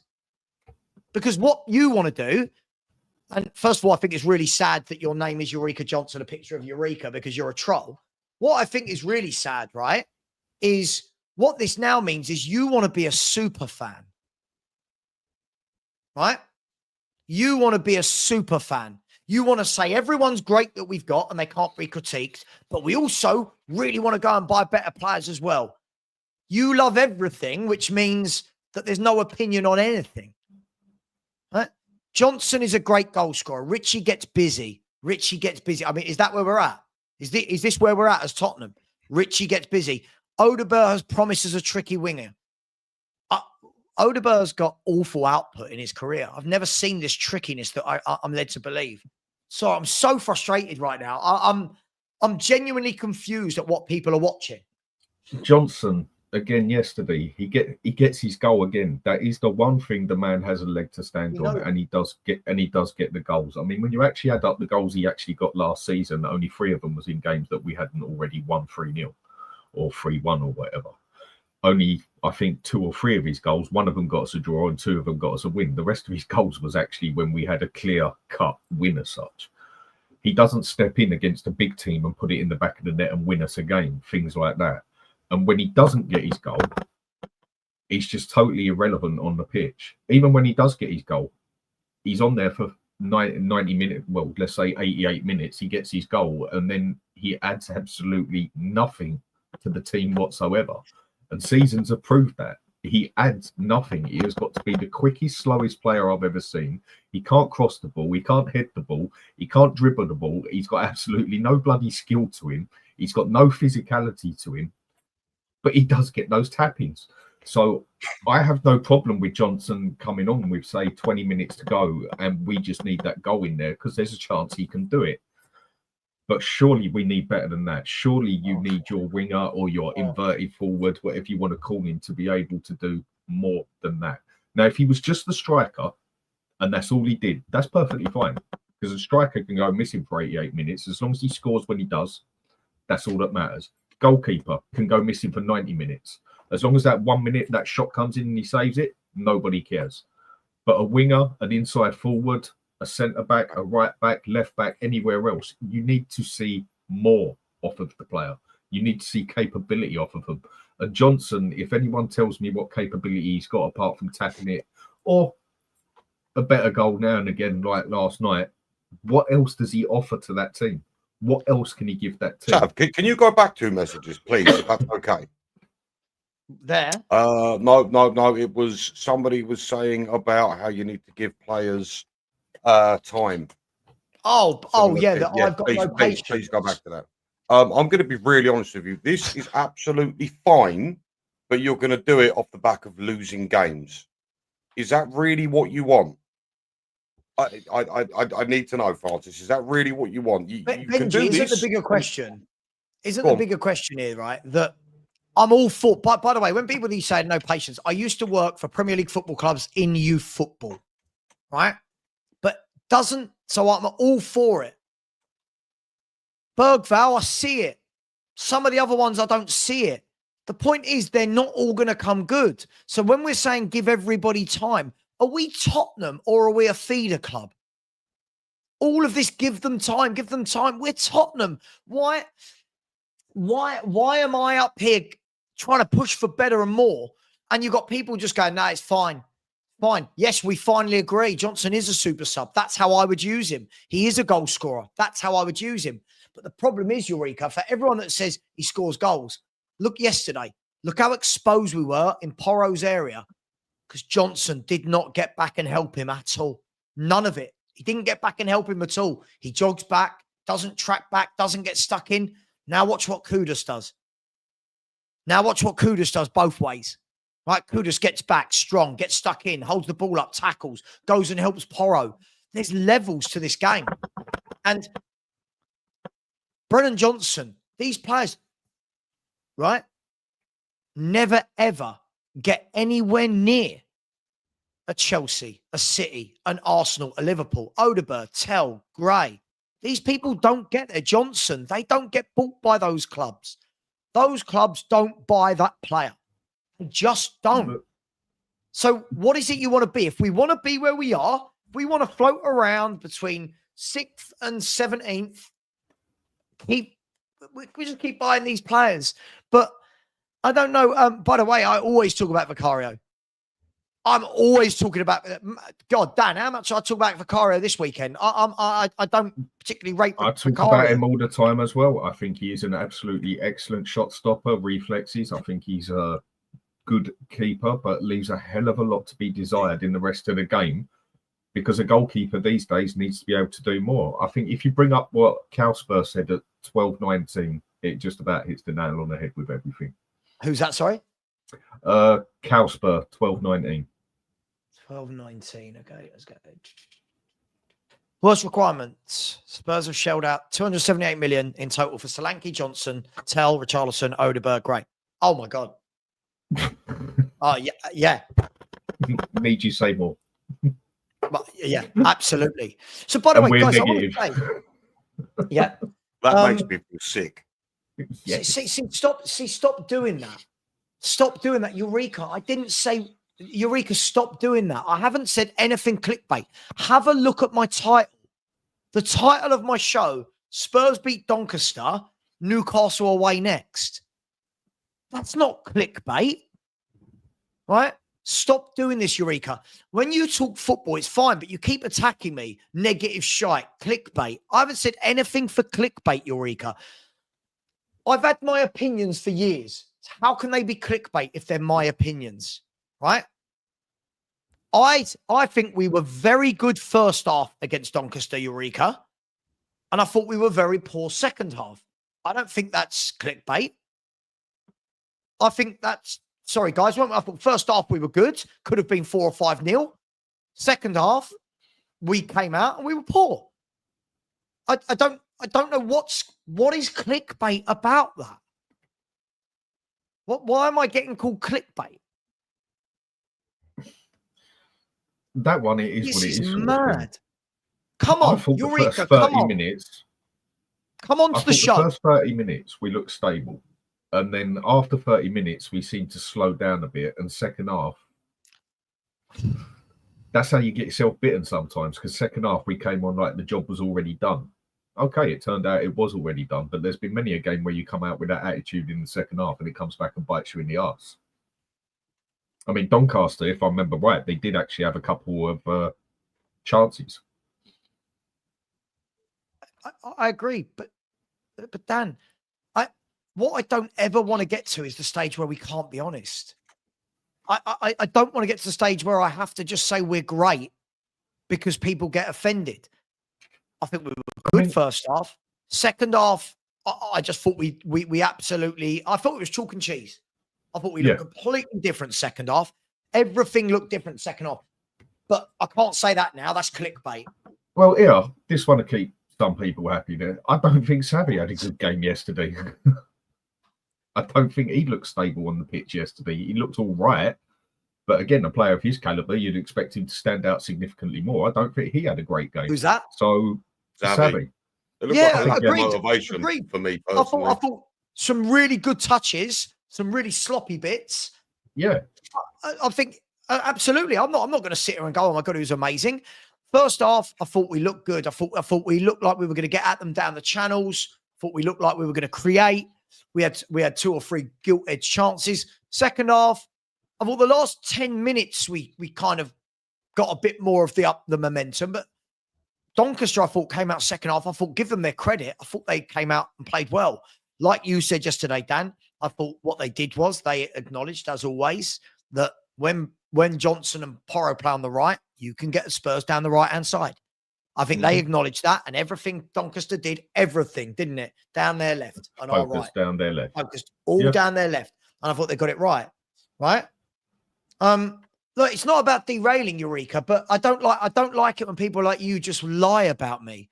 So I'm saying this so other channels can clip me up as clickbait. I don't want anyone clipping me up. So please don't lie.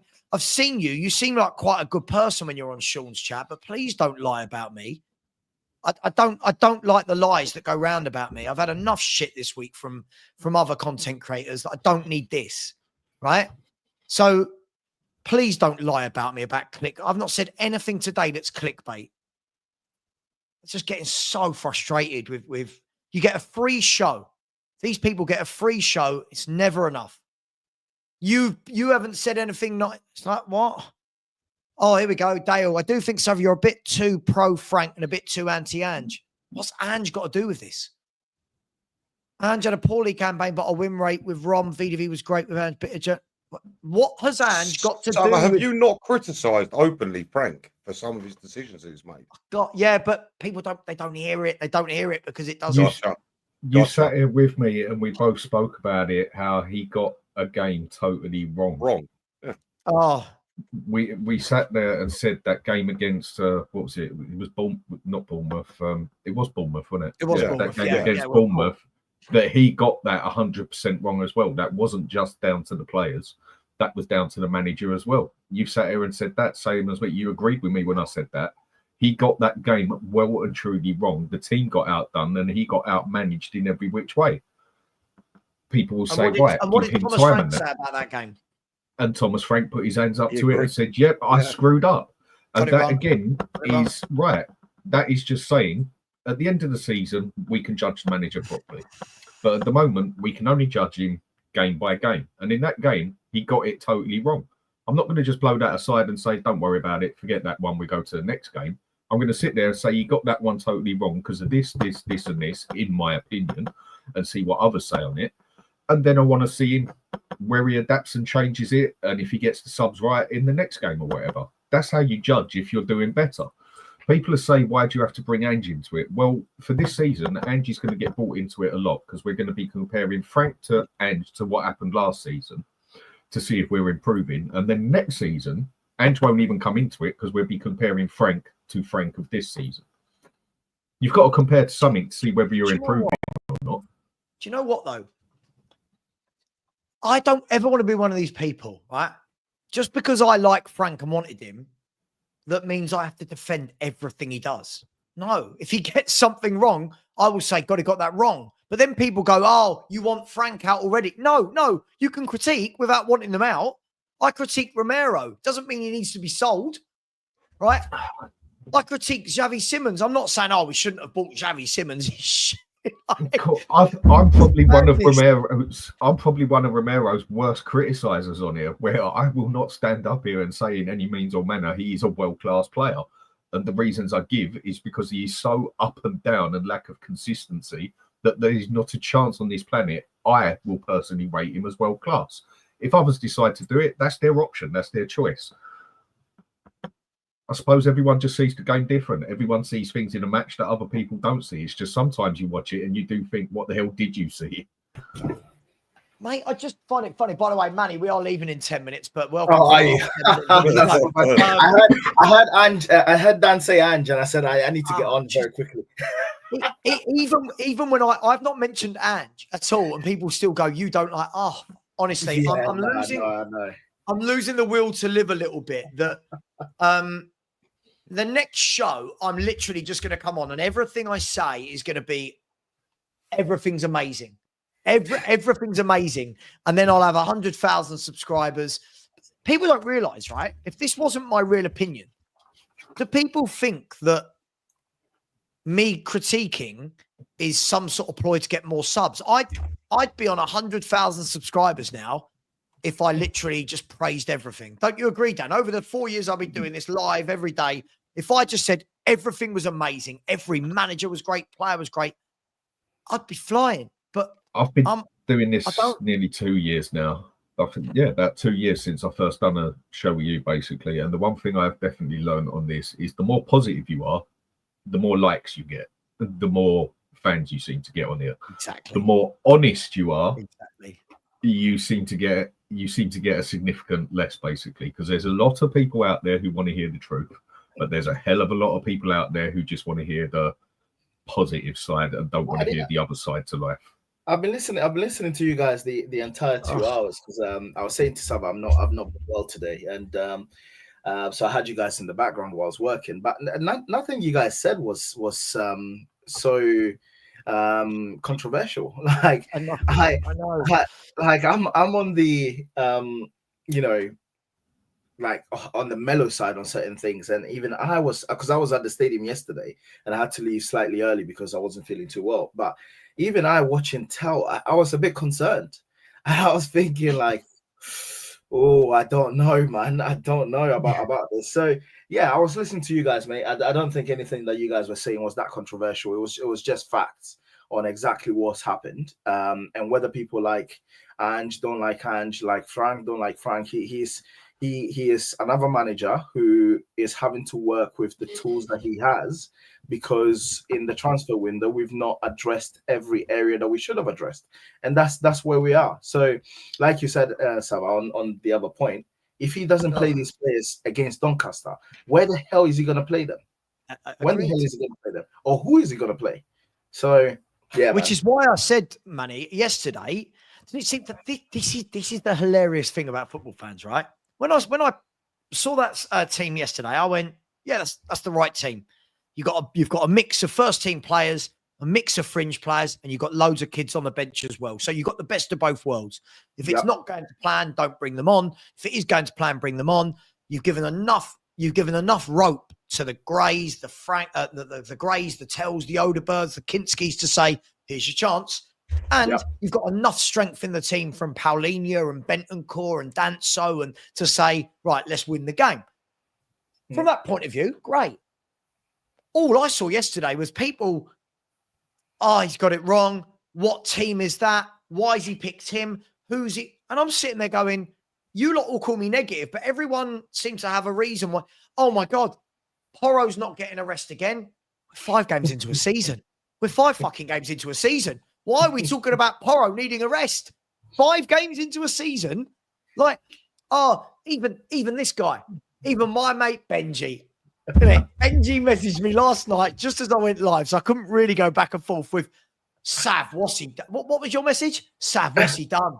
I was furious because he played Palhinha and Xavi. I thought it was a huge risk against the League One team. To be fair, Benji, there was this guy sat next to me in the stadium, and he's a season ticket holder, so he sat there every single week next to me, and every week he moans, and he sat down and he was like, "Oh, why is Porro playing? Why is Gray playing? Just play the kids." But best believe, I was there last time when Ange made 11 changes, and we went out, and he was moaning as well. He was moaning. Right. He was like, "Why would Ange make all those changes?" Manny, let me put it this way, right? So with this whole thing, like Benji was saying to me, I love Benji. I love Benji. I like the back and forth. When he was going, he went, Sav, he was like, I'll remind you of this. I'll remind you of this, that you think it's a good team, Sav, if Palhinha or Xavi get an injury. And I'm like, well, hang on. They're footballers. They could get an injury at any point. Why are they more susceptible to injury? Because it's Doncaster versus Wolves. Do you know what it is? Because I could see you blowing live on stream, going, "Why did he get played in this game? It was a waste of time." That's all. I could just see you losing your top about it. That's all it is. I would have thought leave Porro out yesterday, start Spence on the right and Adogi on the left. Personal opinion. I mean, Porro. What has he played, like 90% of games or whatever since he's been with us? But what Savva says is right. We're only 5 games into the season. They are professional players, whatever. But Porro is one I could understand why people would have questioned it as such. Palhinha, I think he needs more game time as such because he still needs to get his match fitness up there. So like I said to you, Ben, I thought, no, I can totally understand why starting that one. Porro is one I could have said, like, why didn't you put Spencer and Adogi on there? But it wasn't the end of the world sort of thing. Do you know but what I could have understood? Dan? But do you know what Ali Gold said? And I think this is a good point. I think we probably all overlooked. He said you've got to remember that Adogi just coming back from injury, playing 90 minutes in a row, might be a bit too much for Adogi. He played That's nearly a fair point. That's a fair point. But again, what I did think it showed yesterday was people have got to remember we talked a lot about injuries last year. We've already got 9 first-team players out this season. Everyone, no one's mentioning it, right? No one's mentioning it because we're not losing. Have you noticed? Right, here you go. We'll go through it. Point. Right? Yeah. It is a good point, Benji. No one's mentioning the injuries because we're not losing week in, week out, right? So if you go from the back, Takai is out injured, Dragosin is out injured, Ben Davis is out injured, right? That's 3. So 3 are injured at the back. In midfield, Basuma's injured. That's 4, right? Madison, Kulusevski. That's 6, right? Mwani's injured. Dominic Solanke's injured. And I'm missing 1. If not, it's 8. Kulu, right? So you've got 8 first-team squad players all missing. Why is no one talking about injuries at Tottenham? 8 players missing. Bearing in mind, Madison starts for Spurs. Kulu starts for Spurs, right? You could say Basuma, look how many games he started for Spurs last year. Ben Davis would have played last night. Dragosin would have played last night, right? Solanke starts for Spurs. Mwani, you could argue, starts for Spurs.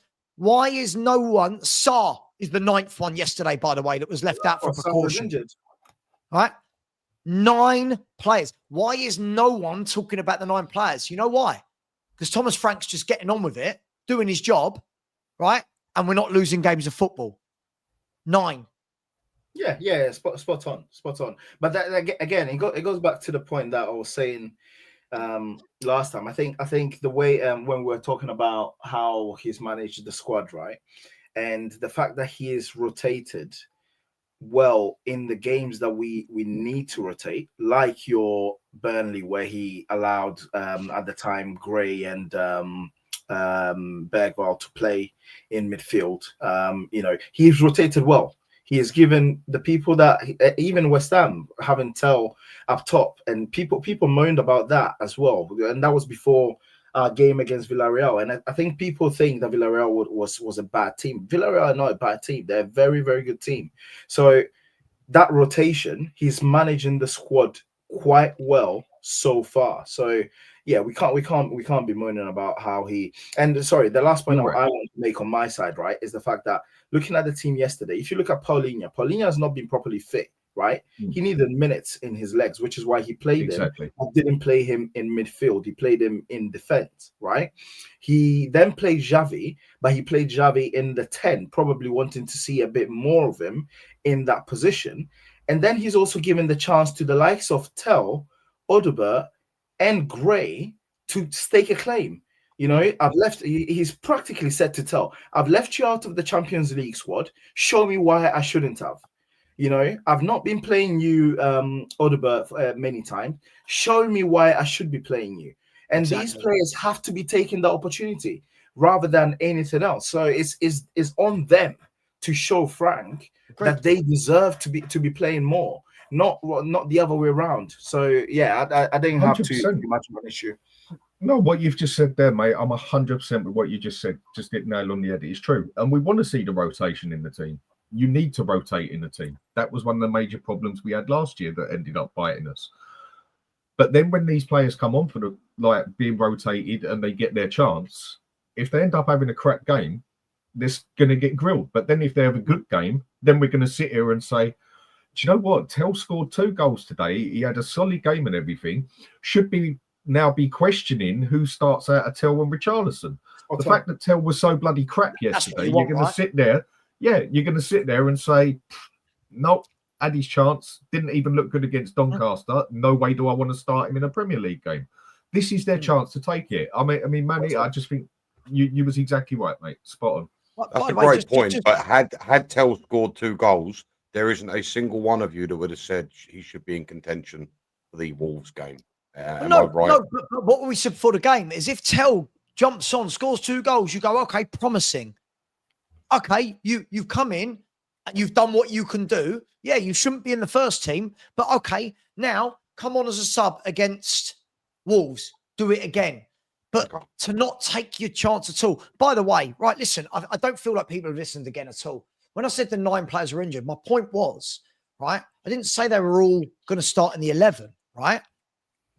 I didn't say they were going to start in the 11, but the point is he still had to negotiate that game last night with no real defenders. You think Byfield was on the bench because we had no defenders fit, right? But he just gets on with it. And by the way, there were a very Kulu, Madison, Solanke, Mawani. Sorry, these are first team players, right? Mm-hmm. Sarr, right? Then squad players like Davis, Takai, Basuma, Dragashin. Still players missing. It doesn't matter whether they're first 11 or not. Most of those players, we agree, right, guys, would have played yesterday if they had been fit.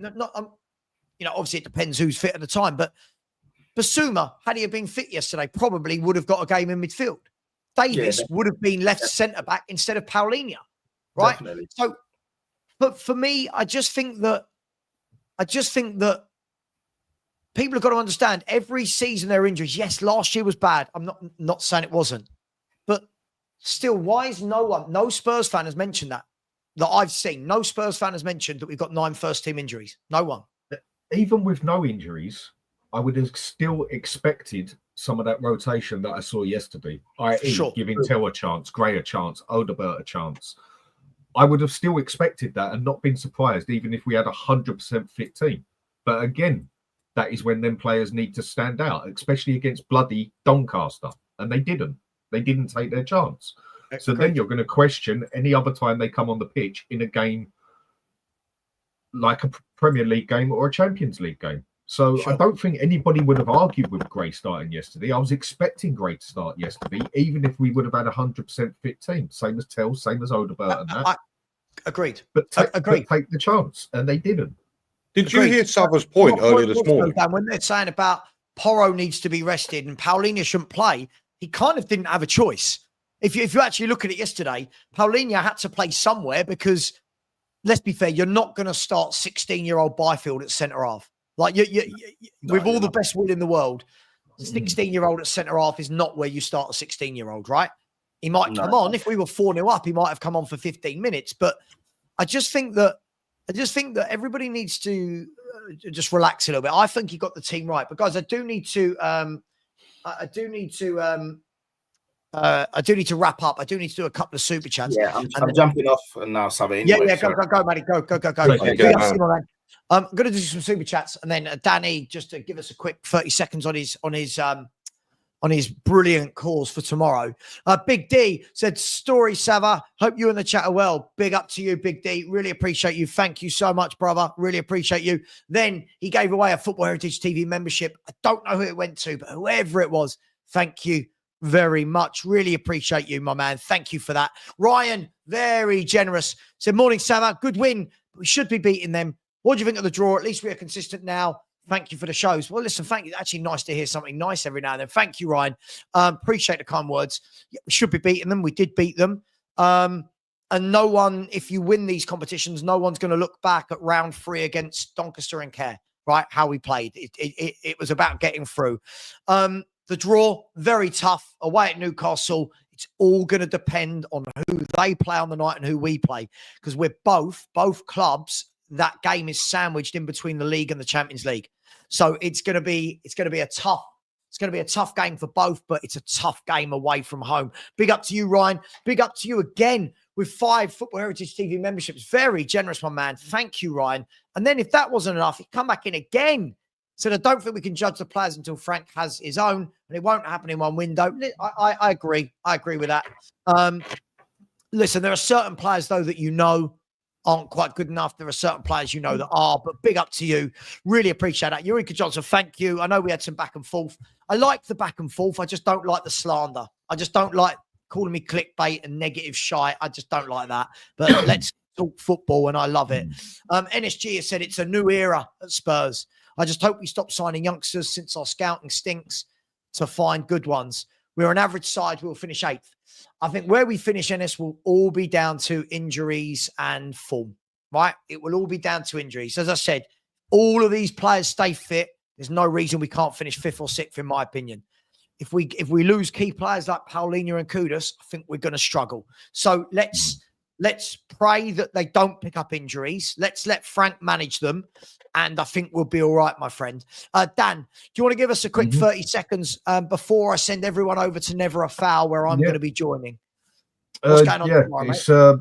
It's for a young boy, Harley, who has been totally neglected in every which way by the NHS. If you watch a previous show I've done with his mother, she explains the whole lot.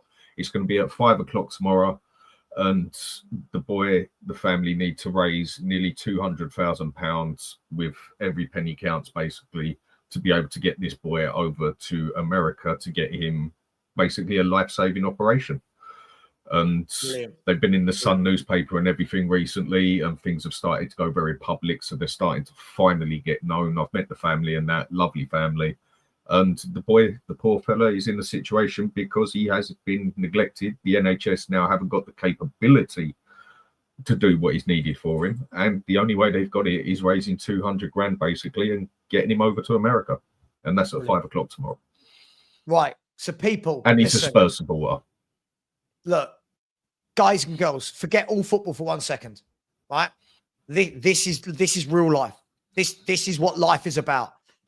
Forget Frank and Ange. Forget Tell, Odeber. Forget finishing 5th, winning trophy. This is what it's about. You've got this young kid. He needs help. We're all in a position in one way or another to help. Dan is an absolute legend for putting on the charity stream tomorrow. I know myself how difficult it is to do them. Please, whatever pennies you got, if it's 50p, pound, £5, £100, if anyone's a millionaire, stick in $1 million, whatever you can, help this kid. His mum was really brave, I thought, coming on screen the other week with Dan, having a chat, very open, very honest. And he's one of our own. We can't do it for one of our own. Who can we do it for? So please get over. I will definitely post Dan tomorrow. Send me the link. I will post out on my channel to get people to go over there as well. I'll tell you, what time are you going live? 5? 5. Okay, yeah. I'll do a little show beforehand and redirect some people over because we need to do these things are important Forget YouTube shit. This is important. Guys, I'm going to send everyone over right now to Never a Foul where I'm joining. What I will just say is, the last thing I will say is, right? Somebody has said this. Why didn't I use that context last season? I did. Injuries play a part. Not finishing 17th, though. Notice when I've said this season, I've got Spurs down for 6th. I do think there are a couple of bad injuries, could be 7th or 8th. Anything lower than that, I'm very disappointed. So I did. If Frank finishes 17th, get him out. There you go. I'll be consistent. If Frank finishes 17th, get out my club. He's not going to, though, because he's a top coach. Anyway, much love. Take care. I'm sending you over to Never a Foul. When you get there, Savva raid. See you later. And as always, come on, you Spurs.